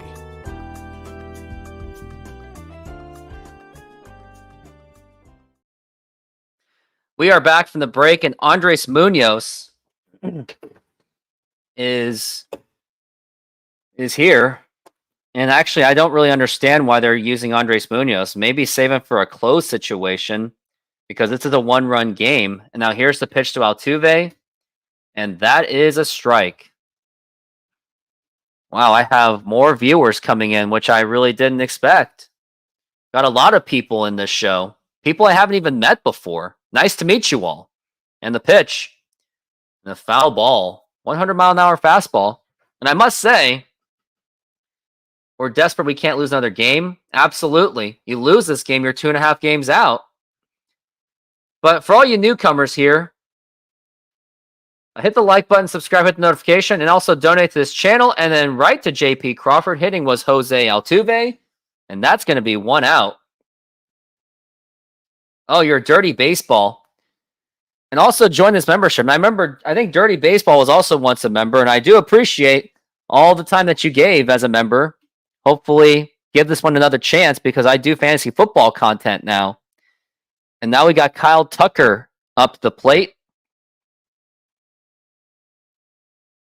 Now they pitch, and that is a strike.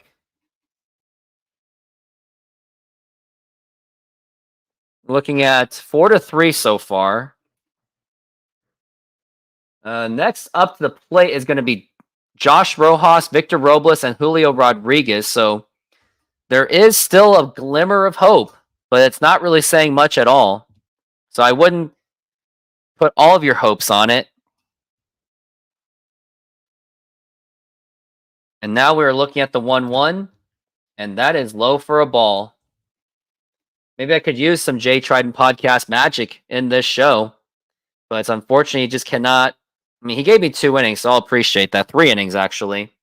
And we're looking at the 2-1, the count. Swing and a miss. Foolish swing by Kyle Tucker, but I'll take it. That's going to be a 2-2, the count. 19 people on this channel. I really do appreciate it. Actually, it's 20. Maybe I took some people away from the Northwest Sports Fanatics. Now the 2-2. Now here's a ground ball right to. And he's out. That was Leo Rivas. Wonder where Josh Rojas is right now. I think Josh Rojas is at first base, actually. Munoz's command is really, meh. Oh, I gotcha. That makes sense, buddy.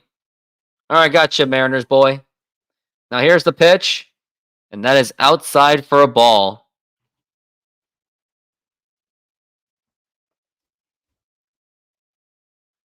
Northwest Sports Fanatics has 69 people watching. And now here's the 1-0, and that's going to be a strike, and that is a 1-1 count on Alex Bregman.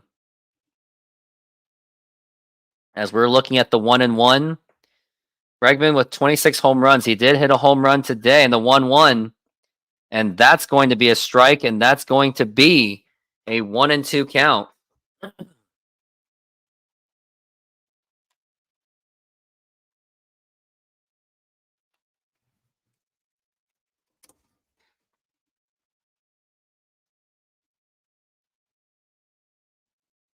And now the 1-2, and that's a foul ball, and that's a 101 mile an hour fastball by Andres Munoz.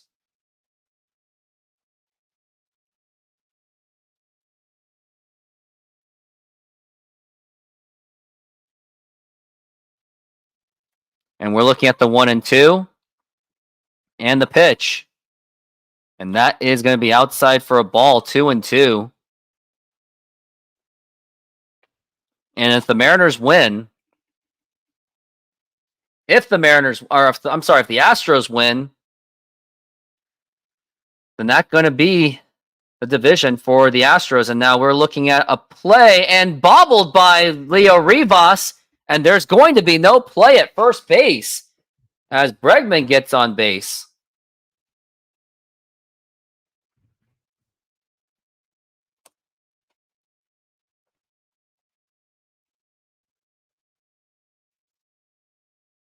It was pretty inappropriate to give Mitch Garver at bats. I'm going to say that for sure.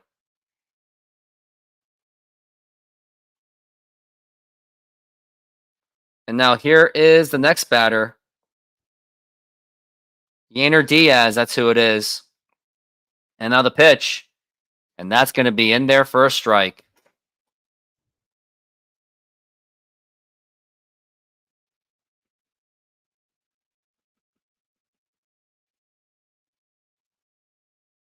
Is a pitch. Swing and a miss, strike 2. Nice 101 mile an hour fastball. Right down the middle.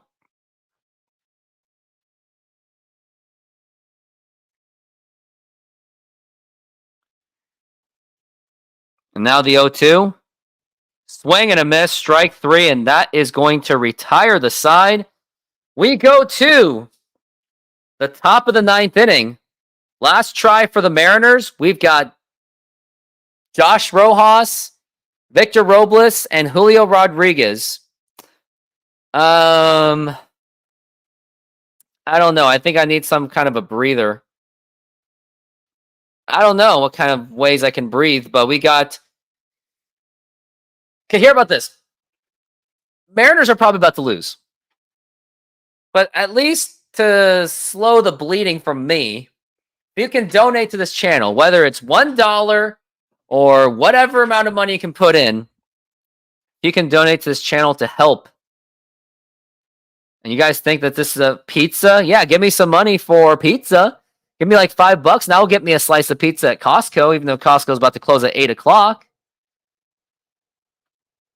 But man, is this season going to be on the line? Like, yeah, I wouldn't say that the season is like over, but it's not going to look good.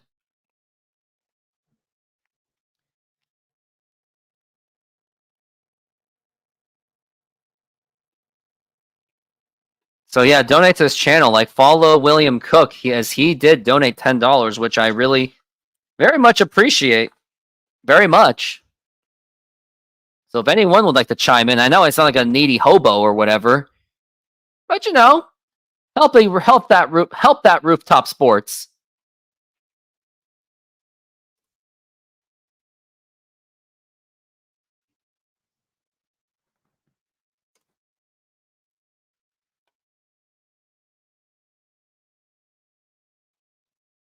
Got a lot of viewers, must I say.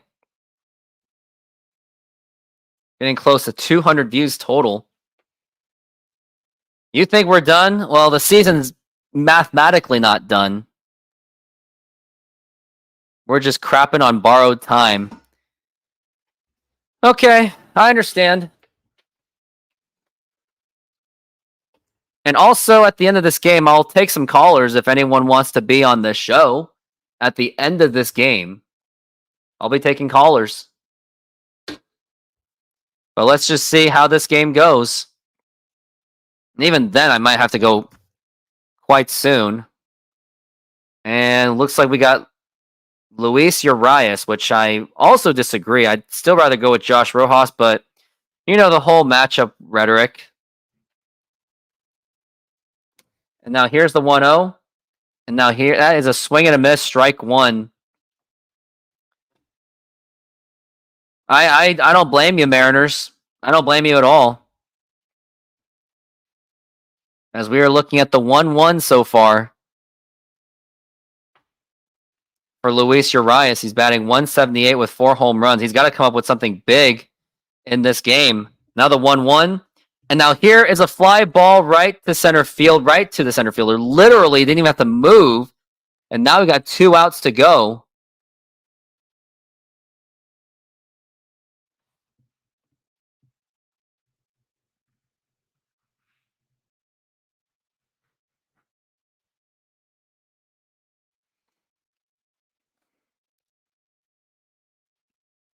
Here's Victor Robles. Houston will clinch the division if the Mariners... Houston will clinch the division if they can hang on, which is pretty much... Jared, I wouldn't be surprised. And a swing and a miss, strike one. I mean, JP Crawford really shouldn't be on this team anymore. I really don't want him on this team. But Victor Robles is 0 for 4, so he has struggled this game. And I don't think he's due because, I mean, it's 0 for 4. The 0-1 and a bunting effort, and that's fouled. I mean, Dustin, I don't really care how much Houston rubs it in. I mean, this is the Mariners. The Mariners, whatever they did to themselves, it was very self-inflicted. They got everything that they deserved. So I don't really care. Houston can celebrate all they want. As we're looking at the 0-2 for Victor Robles. And now here's the pitch. And that is fouled again. Or that is foul ball at least. And that is going to be 0-2. I got so many people on this show. I definitely appreciate the engagement. And I will stay a little bit longer if it means for people to be engaged. I am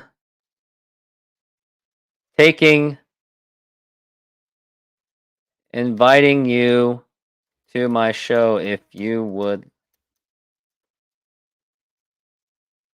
And now the pitch. And a swing and a miss, strike 3. Down goes Victor Robles, and the Mariners are down to their final out. Now it comes down to Julio Rodriguez to see if he can be the hero, which I doubt is happening.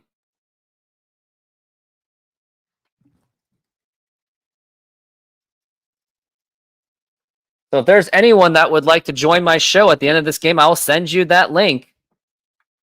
Dustin, you can't be that weak. Yeah.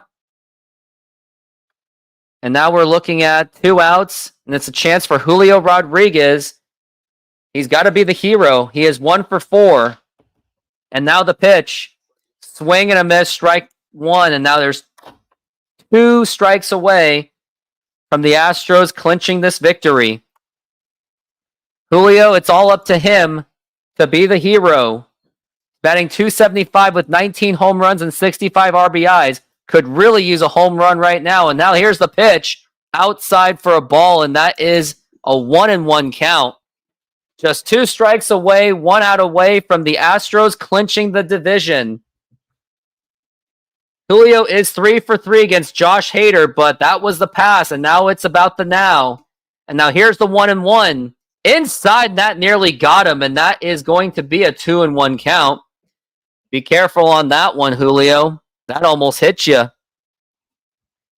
And now we are looking at the 2-1 pitch, 2-1 count for Julio. And now the pitch. Swing and a miss, strike 2. And now the magic number is literally just 1 strike to go. And this could be it. Mariners had a decent lead, 3-1. And they squandered every bit of it by giving up home runs to Kyle Tucker and Jason Hayward. Now the 2-2. And a swing and a miss, strike 3. And that is it. The Houston Astros have clinched not only the playoff spot, but they have won the division for the 7th year of the last 8 seasons. And that exception was 2020. And the Houston Astros are going to the playoffs once again with that strikeout to Julio Rodriguez. And tragically speaking, the Mariners are going to be 2.5 games out of the playoffs. And most people are saying that the season is over. And I'm giving you guys an opportunity to join my show so you guys can have a venting session, because I'm sure that a lot of people are really upset about this, including myself. Victor Robles completely just blew it. And yep, if anyone would like to join my show, this is your opportunity to let it all out. Everyone's saying the season's over. It's Julio over. I like that. TK, that's a pretty funny comment.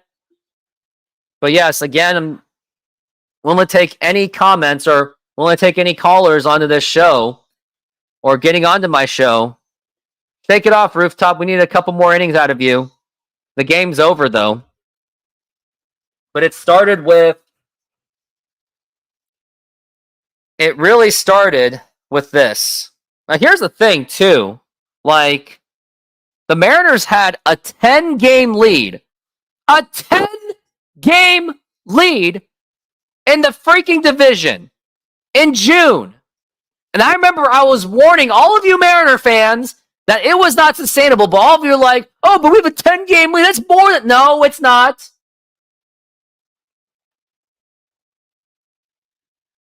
It's just painful. This is just unacceptable. 2.5 games out of the wild card. That's all I can say. And Casey, I gotta address your comments. Well, that effing sucked. I'm going to get out of here. I don't blame you. Gotta make school lunches as you should. Take care of your family. Watch the Kraken as you should. Have a good night. And thank you for watching. Enjoy your evening. You're an Astros fan. It sucks seeing you all devastated. As a Cowboys fan, I feel you all's pain. How are you not a Texans fan? I'm kind of curious about that. You can't be 30th in hitting the league and win. That's simple. Like, Dustin, you are correct. And the funny thing is, after the Mariners lost, I'm losing viewers all of a sudden. Because people are just done.